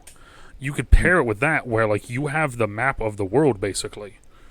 Mhm. So like obviously I'm in America. I can't leave America while I'm playing it. But if I take my Switch Mhm. to England, my Switch Mhm. recognizes that I'm in England and now I Mhm. am actually in England moving around on the game. Like that sort of thing. Do it like that. And That have would and have there be certain Pokemon that are only available in certain regions. Have there be like actual like have there be actual tournaments where you can see your character going up and fighting against other people and having your Pokemon do the stuff and like if you could do that. not only that, but going along with that. So one of the things that they've been doing since Pokemon Sun and Moon is that Mm, they've been doing regional variants. So yeah. there's the Alolan versions of things, There's and the now English version of things. and That's now what that I'm you're gonna right, call there's it. I'm never the gonna call the it the other name. They're the English version of things. right. Um, And so you've got that, and so that could be the thing is you could have regional variants of things. So like Meowth will look like one thing in the United States. It'll look like an entirely different thing if you go to, England or anywhere out in that area. It'll Exactly. look Like entirely different if you go to, like any of the Asian I continents. think the possibilities of that would be fucking wild. Right? Because think about that as well. Like you could literally have people that could literally say, and this is a dream for anyone that's about our age range, right? Mhm. I'm a professional Pokemon player. I'm a professional Pokemon trainer. Right, and that's the thing is I was going to say with that, just to take that status a little bit farther, even is that you could have gym leaders in like Mm-hmm. each state, each, major city or whatnot. And then on top of that, the world's best players, they become, the Pokemon elite, the Elite Four or whatever, the like the four number one or the number two, three, four, and five characters. And then whoever's the top character of all time is the Pokemon champion. And the goal is you're pushing to beat him.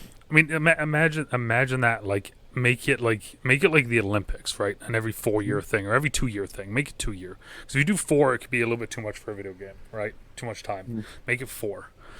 Have like you said, right? The Elite Four. So what is the Elite Four? The Elite Four is the best four trainers from the four regions of the world.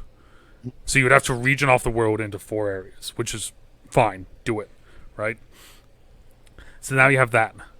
Okay. So now you have a tournament throughout each one of these regions. The top five players in each region. Okay. So number one is in the Elite Four. 2 through 5 play each other, and whoever wins that, now they get to go through the Elite Four. And do that in each one of the like it's the fucking endless possibilities. Well, not only that, think about the fun just from a Twitch standpoint of this, that you have someone who's playing this game for the first time and they start playing and you watch them as they're playing against the gym in their town and then they go to the next town over and they fight the gym leader over there and they keep doing this and they keep beating these people and getting farther and farther along and they start building up a fan base as people are like, "Oh God, this is the real life Ash Ketchum." Like, let's watch this kid grow is he going to go all the way? Right. Oh, I mean, like and Jagger said, spooky variants, like a Mhm. Bulbasaur with a pumpkin on its back. Like there's all sorts of shit that you could do with that. And the best part with it, I don't know, because of course the main thing, right? Because we have these great ideas that we're talking about, but the Mhm. main problem, and this is a problem, no matter no matter what anyone says, it's a problem. How do you monetize it? Because that's the big thing, is you have to monetize it somehow, right? I would pay $10 a month to be a part of this. It's basically the same thing as paying for a subscription to a streaming service. I'd easily pay $10 a month. Right. I was gonna say I feel like maybe push for 20. 20 gives you access to all of the Pokemon centers and things like that. Otherwise, you have to do like natural healing for your Pokemon if you want to go with that or something, or pay, like a Mm. per visit thing. Um, Like that, there has to be because like I think a one-time purchase would not be enough. With it, I feel like it would have to be almost like a monthly subscription thing. And uh, it, you know what, you could even make it as easy as this, where it's like, if you do $10, it's just $10. Boom, that's it. If you do $20, then you get 10 Pokeballs and you get five of this.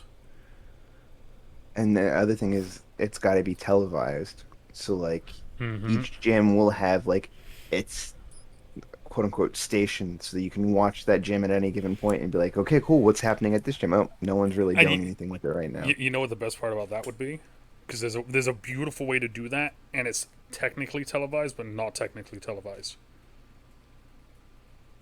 It's Twitch. Put it on Twitch or YouTube, Hmm. and Yeah. have it be an official channel. Yeah. And just each gym gets its official channel, and that's the gym and This is whatnot. this is this is this is the gym of Vermont. This is the gym of Florida. This is the gym, because I mean, if you did like town wise, right, that could be a little Mhm. bit too much. If you did one per state, that's 50 gyms. Mhm. That's how many seasons of Pokemon, like the anime, or how many different Mhm. Pokemon games. Like that's like and that's just in the U.S. If you do it in other Right. places, then you would have to do like maybe counties or like that sort of thing, or you'd have to figure it out for other places. But like Mhm. America's really easy; it's just state wise. Boom, boom, boom, boom, boom, Mhm. boom. There you go. You know, I mean, it would be. I think that this arguably would be the tallest task that any video game company would ever attempt to do. However, I also think it would be the most badass thing any video game company could ever do. Because at this point, they're basically saying this is now a version of what, like, you're a gamer. Are you a gamer or are you a Pokemon trainer? Think about that question. Right. Exactly. Like, are you doing this because it's a game? Or are you doing this because like this is who you are and this is what you want out of life? You play Another thing, Halo? 10 gym badges. another thing that I think would be a fun variant they could do with a Pokemon game is have you, when you start your game, take a picture of a pet, and that's your starting Pokemon, and then it just turns them into a Pokemon. So like it looks at your pet and it looks at like species, the coloring, things like that. I'm taking a picture of Hammond. I don't know if you know who Hammond is. I do not. Who's Hammond? Hammond is the hamster that is in Wrecking Ball on Overwatch. Okay. I would take a picture of fucking him. There you go. Yep. Or And then George. George is my Nessie from Apex. His name's George. mhm. Right, and then that you take the picture of that and they go, cool, so this is the type of Pokemon it is, and have fun go nuts. That would be kind of wild. See, like a create your own thing in Pokemon would be a game changer as well. God, Nintendo, get at us. Right? We got ideas. I'm just saying. Create your own Pokemon. Pickle as a Pokemon. Jesus. The name of their cat is Pickle. See? And I was gonna say I have four cats, and I would have to go with my kitten, and she's just complete and utter chaos and insanity. So Can he be part ghost type with with a move called Phantom Limb? I mean, if you want, this is our Pokemon. Of course he can. right, that'd be fantastic. It'd be a move that like Only it he never knows misses. exactly. It It never misses. they don't know where it's coming from, so it never misses. 100% success rate. See, you went that way. I went with it never misses because he misses it. Oh, I'm a terrible fucking human being. Um, but yeah, no, that's my thing. Like I said, I like Nintendo's been one of those ones that I've always loved as as a kid, and there's certain titles, mainly just the Pokemon ones, to be honest. But um, I think Nintendo is just kind of it's Nintendo does their thing, man, and they do it well. They just stay in Yeah. their lane and they do it well. Mhm. Um, right, let's move on to the final topic of the night: fantasy literature. Fantasy literature. Okay, so I want you to take the lead on this one because this is one that I'm not.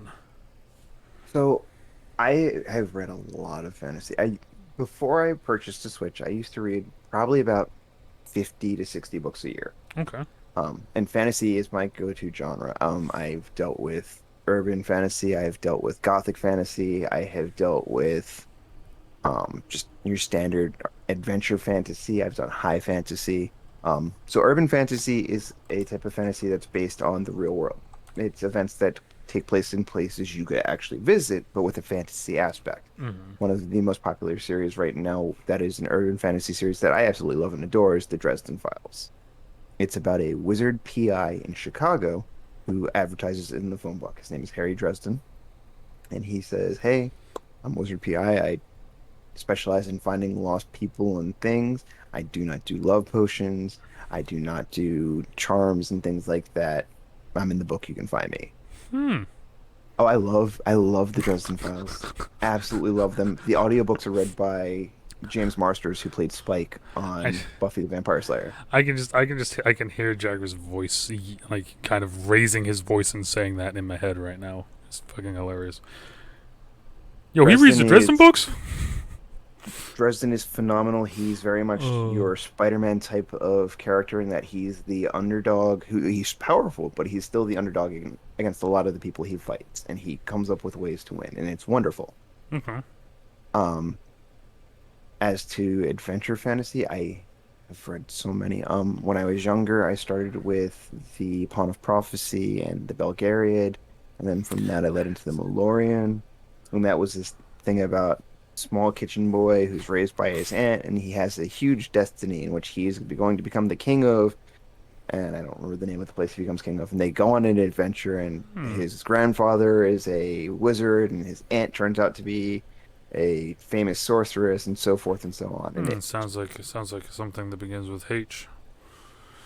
it's wonderful. Looking But at you, then Harry Potter. one that this was well before Potter, but the thing that's upsetting about this is one of those series, and unfortunately, there's a lot of things that I've encountered in my life now where I've learned things about the author that have spoiled the books for me because the author had a very sordid past, Mm-hmm. which is terrible and it's upsetting because there's things that I've come to love in life, and then I learn something, I'm like, I can't appreciate this because this is always the thing I'm going to think about. Yeah, I'm always gonna think of this aspect to this person when I'm reading this or that sort of thing, right? Exactly. Um, there is a very popular author named J.K. Rowling. well, she extremely popular. I love her. Love her for what she did and that she got kids reading again. I think that's phenomenal. It's the same thing I feel about the lady that wrote Twilight. I did not enjoy the Twilight books. I think they were absolutely abysmal. I read them because I was in the process of becoming a high school English teacher at the time. I decided not to go that route, but I do have the degree for it.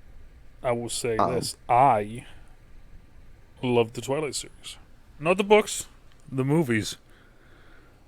so my thing is that they played Edward up as this idealistic boyfriend, this wonderful boyfriend that he's so great, he's so wonderful, and he's the definition of abusive. Hmm. I mean, he takes apart her car engine and tells her who she can be friends with and who she can't be friends with. He hurts her. He gaslights her repeatedly, over and over and over again. He's like absolutely abysmal like that. And like a lot of younger women at that point were reading those books and going, hey, like, I want a guy like him. I want a guy like him. I want a guy like him. And it's like, no, no, you don't. This is terrible. This is horrible. Divorce rates are gonna spike. Don't do this. There was a Vine at one point that I loved. That it was a guy walking out of like a um almost like a cafe, and he's trying to take his shirt off. Jacob, put your shirt on. No. And he just throws it and walks off. And I would never forget it because it is one of my favorite freaking videos of all time. It's literally like a 5 second clip, but it's one of my favorite videos of all time. That's the thing. It's just I appreciate it for the fact that it got younger people reading, but at the same time, I do I mean, would. I I think Kristen Stewart is cute. So, Well, nah, I'm going to agree with you 100% on that. I think she's absolutely adorable. Um, and that's my thing. and I love Pattinson as an actor. So, I mean, I love Pattinson now as an actor. he Oh, was good as Cedric Diggory as well. yeah, I mean, but I mean, I feel like his roles have gotten tremendously better now. Right. As he's aged, he's definitely Hmm. gotten better. That was definitely, and that's something he openly admits that he does not enjoy those films and he doesn't like being associated with them. Yeah. Um, So I mean, but so I know because of course I am a great host and wrote down a list of things. I'm totally not looking them up right now as we're talking. Um, but I have found a couple of series that I remember reading as a wee little lad because I don't really read anymore, and if I do, it's just DC Comics and terrible things on Twitter. Um, but so far I found two. I mean, of course, I found a lot more than two, but there's two main ones. okay. I'm on UNV, so hold up a second. Let me finish with this real quick because I doubt there's Mhm. anything here. Is War of the Worlds on here? Is that a fucking? Nah, that wouldn't be a book series. That was an audio thing. All right, so there's two main Okay. ones that I got here. Mhm. Earthsea, the Earthsea Mhm. trilogy. Ursula K. Le Guin. My dad was a big Earthsea guy, and he used to. At one point, he was reading it to me as a kid, and then I started reading it, and he would help me with the words and stuff. Um, and then the TV show came out, and we watched it, and we were just like almost everyone else at the time appalled um, by the miniseries that happened. This was back in '04. It was so bad. It was so bad. Mhm. Um, and then the other one is the Chronicle of Narnia, which what's on that side? Damn it! Hold up a sec.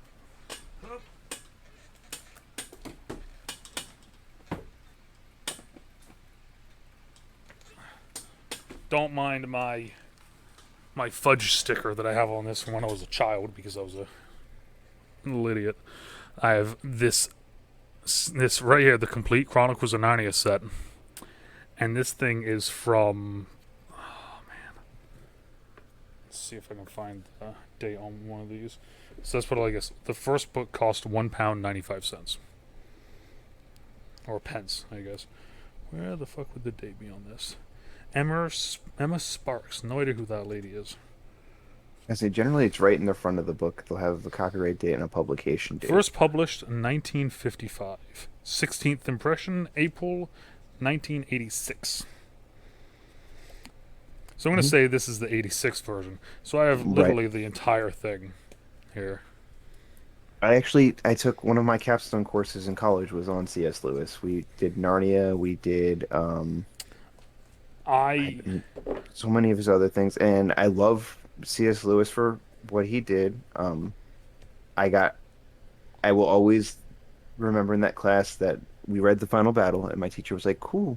So who wants to surmise the book?" And I stood up and I said, "Everyone dies, Lions Jesus," and I sat down. yeah, I mean, you're not And wrong. And she looked at me and she was like, "All right, someone that's not a jackass." well, well, you see, And ma'am. one of my friends stood up and he goes, "No, you pretty much got it." And he sat down. And she was just like, all right, guys, let's talk about the actual book." Yeah. But what I love is C.S. Lewis's in real life best friend was J.R.R. Tolkien. They were part of the Ink Spots. Mhm. Yep. And That's one. so, So there's actually a place in London. There's the bar that they used to go to. They used to meet every, I don't know how many freaking, when it was. My dad knows all this. But hmm, there's a bar in England where you can like go in and they actually have it cordoned off. But there's the corner where the ink spots, as they called themselves, that's where they used to sit and talk about their books. oh yeah, no, and absolutely phenomenal. I mean, going back to the earlier See, now I Dungeons want and to make Dragons, now I want to make sure I'm getting this right. Was it? we It wouldn't was. have Dungeons and Dragons without having Tolkien because he really that was what drove Gygax and them to start creating it was based off of reading the books and just loving that and going, hey, let's grab all these things from all these cultures and all these different things and all these myths and create this game. So, um, I love Tolkien.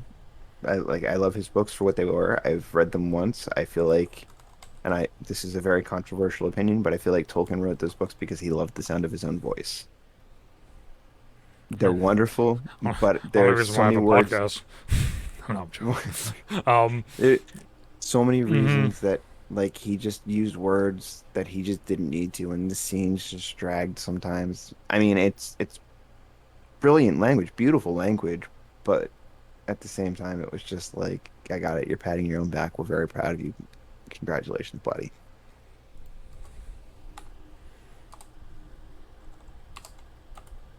Sorry, I'm still looking this up. There's another series actually with you talking about young adult fantasy and stuff The called The Chronicles of Prydain. Inklings. That's what it was. It was the Inklings. I always thought it was the Ink Spots. It was the Inklings. Right. So early Splatoon, going back to Nintendo here now. Hmm. Because they're called Inklings. Those are the little octopus creatures. Hmm. Okay. So it's all coming together here, folks. Um, It's a circle, not a square, not a triangle, but a circle. If anyone gets but that reference, I love you.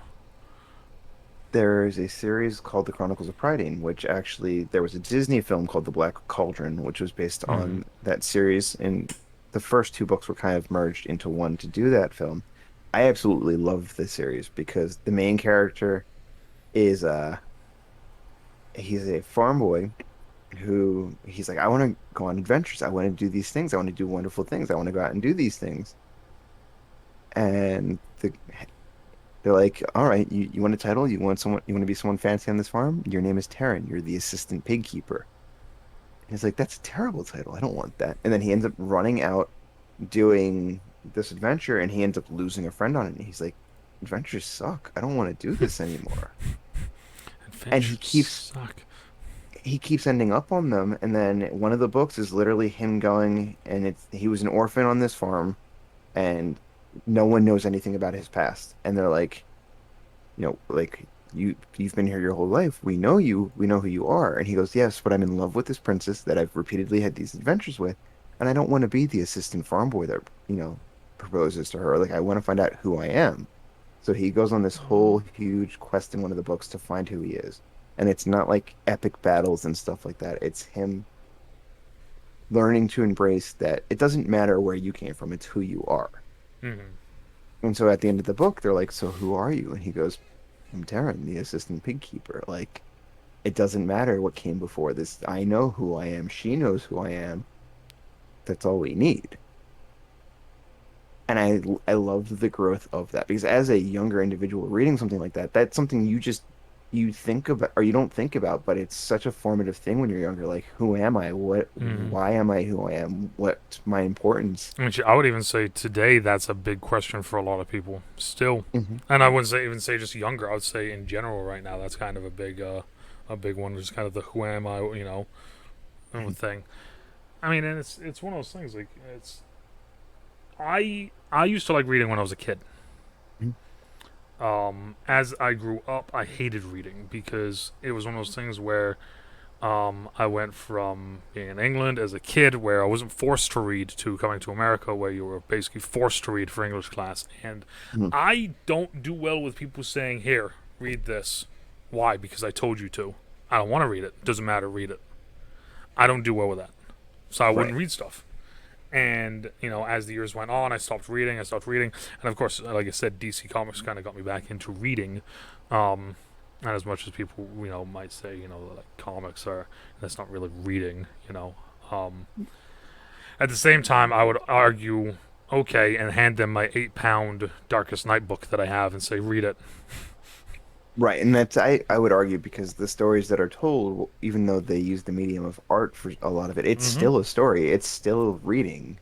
My thing So, is this, is that a comic is a story that doesn't need a page to explain why or how everything looks the way it does. A comic allows you to just tell the story. You don't have to worry about explaining what and describing what because you can physically see that, so you can just like almost engulf yourself more in the story. That's one of the reasons why I got into comic books was because it was like I respect someone that can spend 10 pages describing the color of someone's pants and the specific significance of why their pants are blue. I can respect the shit out of that. However, I'd rather just see a picture that shows that they're blue and an exposition saying either why they're blue or a hint or a tease or someone talking about it or that sort of thing within the story at some point that explains it. And that was my thing with it. But I feel like fantasy literature is kind of a cool one because, like you said, it has elements of taking place in almost the real world, but also adapting it to an extent, right? Because like you look at the Hobbit. The Hobbit obviously isn't in or not the Hobbit, but like Tolkien's works, right? Not in the real world. However, there mhm, are humans. However, dwarfs are very human-esque. The mhm, orcs very human-esque. Elves mhm, human and very human. Like there's a lot of things that have the elements of humans, the elements of society, the elements of privilege, of a hierarchy, of good, evil. So no matter what, there's all of this. The thing that I feel like, especially today's day and age, with all of the different mediums that we have and everything, is that literature is kind of, I won't say fading because obviously there's still a lot of people that do read books and buy books, and there's a lot of authors that are you know doing very well for themselves with their books. However, I feel like the majority of times now, I feel like people are making books or series or titles in the hopes that it can become like the Harry Potter stuff, and then they get a 8-movie deal or like that sort of thing. there was an author that was putting out books. Her name was Rob Thurman. She was putting out books that were similar to Supernatural. Okay. Two brothers. One of the brothers was half monster, half human. Hmm. Um, they he was in her world. He was an Offie, which is a what elves are basically based off of, but they were the things that the monsters were scared of. And so he was half human, half Offie. His brother was just human, and they would go and they'd fight monsters and whatnot. And I loved the series, and it got to the second to last book in the series, and her publisher dropped her, and she went off on her fan base because they didn't buy enough books to keep her relevant, and that's why her publisher dropped her, she said. And it soured, like I said before, when Hmm. people do things like this, it sours the whole thing for me. And I love the series. I mean, I'd had interactions with the author on Twitter when I was younger, and then that happened, and I was just like, well, I'm never finishing the series because it's never going to be published, but I also don't have the urge to anymore either. Like, Yeah, but also fuck this lady. right, exactly. Yeah, that's. I mean, like for me, cause like I said, obviously, right? 1986 Chronicles of Narnia. I was so Mhm. excited when the Chronicles of Narnia movie came out because I was like, awesome, fucking love it. Let's get this thing going. And then of course, then I watched the first, and I'm like, okay, that was a pretty good one. I mean, obviously, right? There's the way that it's written is the magician's nephew, then the Lion, the Witch, the Wardrobe, the what is this? The horse and his boy, because some of these covers are messed up. Prince Caspian, the Voyage of the Dawn Treader, the Silver Chair, then the Last Battle. Now there is another version of this where like that's 1 through 7, but there is a version where you read like 2 3, 4, then you go back to it. Like, there's another version of it. I forgot what it is now. Mhm. But like that's the movies were, I guess, either going to do that or they were just kind of randomly picking the ones that they wanted to do, the like kind of the popular ones, and then just Mhm. hinting or hitting at some of the other ones. And I'm sitting Right. there and like when I first watched the first one, I was like, okay, decent movie, decent movie. James McAvoy's in it. Mhm. I was like, this is a decent movie. And then the second one came out, and I was like, wow. And then the third one came out, and I didn't even watch it. I w that was the Percy Jackson series. The Percy Mm-hmm. Jackson series, phenomenal series. The first, I mean, it has Nathan Fillion in it as Hermes. Mm-hmm. Nathan Fillion, anything that he's in is absolutely something I love. Firefly I did way too soon, Yep. but it wasn't nearly as well done as the books. And then, the second movie was even worse, and it was like, awesome. I But the books are absolutely wonderful. like I said, I think a lot of these companies that buy these the titles, not the because they can't buy the rights, because of course the rights are with the author, but buy the buy the I guess the licensing rights, right, to make these things.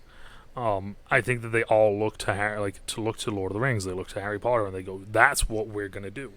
We're gonna do that." Instead of going, "Okay, let's make the first Percy Jackson, or let's make the first book in the Chronicle of Narnia series. Let's just make this. Included in this, we'll set up 2 or 3 hints at a potential future movie that could be the next one.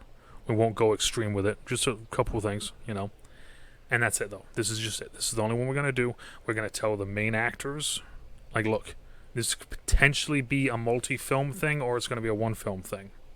Just so you know, right? So then they're already signed up for that, and do it like that instead of doing the okay, 3 fucking movies, boom, boom, boom. Doesn't matter. Let's do it. First one, great, awesome. Get the second one out. People didn't like this about the first one, so let's change that in the second one. Second one happens. Well, nobody likes the second one. Just make a third one at this point. Just get this fucking shit over with. It's like the Fantastic Four film. That Mm-hmm. last travesty that came out only came out for Fox to retain the rights. Mm-hmm. I will say as well that there's a lot of, or not a lot of, I read a decent amount online about how that movie kind of got a Snyder um, exit to it. How it was originally done one way, it was set up one way, it was done like this. The studio went, nope, that's not what we want. Change it. And then they changed it to what the studio wanted, and that's the travesty that we got. It's along the same lines as the final X-Men movie. I don't know if you know about that or not. The Dark The Dark Phoenix Phoenix one? Mm-hmm. I don't know if you know about the actual backstory behind the scenes, apparently stuff that went on with that one, which I haven't even watched it, unfortunately. mm-hmm. I was so put off at that point So by the end of Apocalypse. a lot of people don't know this because it's kind of one of the things that was very well hidden almost, unless you were a part of certain circles that found out about it. So that movie originally, like, boom, they had done it. Or not done it, but they were starting to get it done. They were getting all the actors together. They were getting everything ready. And then Marvel started talking about buying the rights to Fox. So at that point now, okay, everything has to be in standstill. Because if they're buying the rights, now we kind of gotta... And it's like, shit, they're doing it. And apparently, they had written the story to be one way. And because Disney bought the rights to it, Kevin Feige put his hands in and was like, so what are you guys doing? And they're like, oh, well, we're going to use the Skrull. Is that the name of it? The Skrull that was in Captain America? Oh, the Red Skull? No, the Skrull, like the The aliens. Skrull. Like Talos, like the one in Mhm. Captain Marvel. Yes. Right, that's what they're called, right? The Skrull? Yeah, the Skrull. Mhm. That was supposed to be an X-Men. And Feige went, no, we're doing that in Captain Marvel. We can't do that. And they were like, okay. So we're making some random alien race then. And apparently there was a bunch of stuff this is how it was supposed to be. This is the way that they had set up the final movie.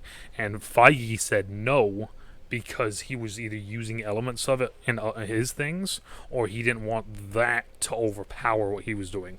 Like apparently, Dark Phoenix was supposed to be the most powerful female character we've ever seen in theater, sort of thing. Right. But you can't do that because we're doing Captain Marvel, and that's the most powerful female character in Marvel. So you can't do that. So you're gonna have to mute down what you want to do with her. And like if you look into it, there's apparently a bunch of stuff that like has been said or hinted at that happened like that, and that's why the movie is the way that it is, and not as I guess well done is the best way of putting it. Is because Feige was like, nope. Now, as I say, it makes sense too because they could turn around and be like, "Hey, just tank this. We're gonna retcon and reboot all this anyway in a couple of years when we bring you guys into the Marvel universe." Exactly. So, And if you look at what's happening now, with of course because I'm not an MCU fan. I like Marvel, not an MCU fan. mhm, With what they're doing with the multiverse stuff and the variants, right? mhm. It's very easy now for them to be like, you know what we did like though? We did like Charles Xavier, played by Patrick Stewart. So we're gonna take that variant. You know what? We do like Hugh Jackman as Wolverine. So we're just gonna take that and call it a variant. And now he's ours. And now they can just pick and choose what they want and who they want. one one of my we'll call this my wish list, my hope items, is that Chris Evans will come back when they do the multiverse thing, but not as Captain America, As as the Human Torch. oh my god, that'd be fucking And hilarious. someone will be like, "Man, you look an awful lot like Captain America," and he's gonna be like, "Who the hell is Captain America?" They did something similar to that in a DC crossover in the Arrowverse with Ray Palmer, who's played by Brandon Roth. And she thought it was her cousin. You look an awful lot like my cousin. And he's like, oh yeah, really? You know, and it being because he played Superman. Um, and I love the fact that they went back and actually made him Superman as well in the crossover on Infinite Earths. I saw that. I haven't watched a lot of the DCU The or the CW Yeah, ones the in Arrowverse. The a Arrowverse while. is it. I haven't watched this entire last season of anything. I love the Flash in the beginning. I mean, I think the first two or three seasons I thought were I always fantastic. say this. I mean, okay. So first off, do you care if I spoiler anything right now? Have fun, go nuts. All right. In the final episode of the Flash season, this time they have lightsabers, but they're lightning. I saw a clip of it online and I went, "You're joking, right?" Nope, full on lightsaber battle, but instead of lightsabers, it's actually like just lightning.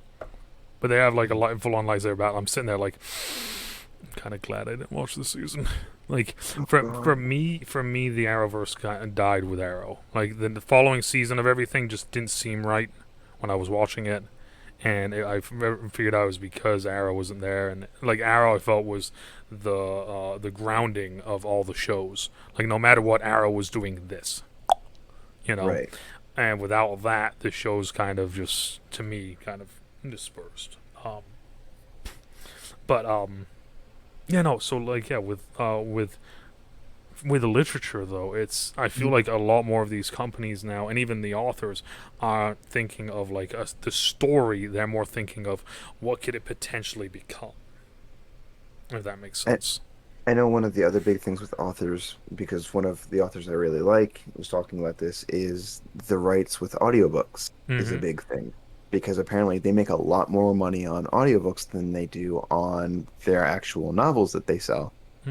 Makes sense. So a lot of the people are like, cool, well, we want the rights for the books and we want the rights for the audiobooks. And it's like, well, I'll give you the rights for the books, but I'd like to take the audiobooks to someone else where I'll get a better amount of money. And they're like, well, no, we're going to do both, or we're not going to do anything at all. And it's like, well, it's been wonderful working with you. Have fun. Take care. hmm So, I mean, that's one of the things that as well is like it's like now that I've grown up and I'm a little more older and cynical, I see that and I know that. So it's like whenever I do see like, oh, the brand new book series that is taking over the world and everything, I'm sitting there and I'm like, within 5 years they're gonna announce either a TV show, a streaming series, or a movie series. almost any time now. Anytime something like the next big book comes out, because that's just kind of that's the formula now. It looks like, is make a hit book series, and here you go, here's a show. We brought up Dresden before, which Jagger was very excited about. Hmm. They did a Dresden Files series on Sci-Fi that lasted a season, and Harry Dresden was played by Paul Blackstone, who played Laurel's father in Arrow. Okay. Yep. I thought he did a fantastic job as the character. He was a little bit older than the character and whatnot, but I Hmm. think just he had the vibe for the right character and whatnot. But same thing, they were like, we've got this book series. We want to do these things. So let's take these two female characters that are both really strong female characters, and we're going to make them one female character. And it's like, no, we need both of those characters. They're very important. Why are they one character? Hmm. That's annoying. So Yeah, I and can. that so it only lasted a season, and they're like, yeah, we're not continuing this. And it's like, okay, we're okay with that. It was good for what it was, but the books are better. Yeah, I mean, and I feel like it's a shame when stuff like that happens, man. It's a shame when stuff like that happens. I mean, like I said, I would love for that to be, you know, because I think books are great. For me personally, I enjoy um, the artwork of stuff as well. It's easier for me to get involved in it. And that's one of the Mhm. reasons why for me, my medium I prefer is comic or um, like TV, basically. Because it's easier for me to, like I said, respect the hell out of any artist, any author out there that can spend 3 or 4 pages, you know, fully describing how a guy looks. I'd rather just see it. Right. Like, that's just me. So that's my thing with it. But yeah, so that's all the topics, man. Right there. I gotta sneeze. So Oh God. Maybe. what Maybe. I wanted to say, based Okay. on the earlier ones where you asked about favorite characters and whatnot and titles and whatnot, I want Yep. to spin this. Okay. I'm going to suggest, have you ever tried reading an audiobook or listening to an audiobook? Um, to an extent, I get bored because Okay. um, it's one of those things. Like if I'm listening to it, most of the time it's either going to be a TV show, a movie, or music. Okay. Because a lot of times to me, listening to stuff is a background noise Got it. Okay. unless I'm fully like invested in it. So I've tried doing an audiobook or two before, but it's the same thing. It turns into background noise, and the next thing I know is I actually wasn't listening to what was going on, All right. and it's been like an hour. So then what I'm going to suggest is if you have a chance Hmm. to try and read the Dresden Files. There is a Okay. comic called Dresden Files: Welcome to the Jungle, which Okay. would give you an introduction to the character before it doesn't actually interrupt or ruin anything for the story. So you'll be able to see the character and whatnot and form thoughts based off of that. Cool. Okay. Absolutely wonderful series. I There are 17 books into the series now. The author has said there's going to be 20, and then the final three books are going to be referred to as the Badass Trilogy Oh. or the Big Ass Trilogy, depending on which day of the week he's talking about it. Hmm.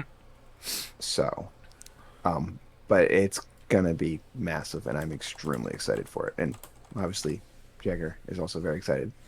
True. So, The one that I've been, of course, like I said, big DC guy, mhm. uh, Zack Snyder's Justice League. He got the voice actor for Darkseid was a audiobook guy, Ray Porter. Okay. Okay. So I kind of want to find a something that he's done and listen to that because I loved like when I don't know if you've seen the Snyder Cut or not. I don't know if Mhm. you even care. But hearing his voice as Darkseid was perfect in my opinion. Like that was Darkseid. Yes, So like definitely. so like I am 100% on board with him as a voice actor, as a as anything. So I kind of want to listen to something that he's done outside of that. You know what I mean? Mhm. And so that's one of the ones I've thought about doing here eventually. Um, Oh, I've listened to one of his books, and it's actually phenomenal. It's a great book.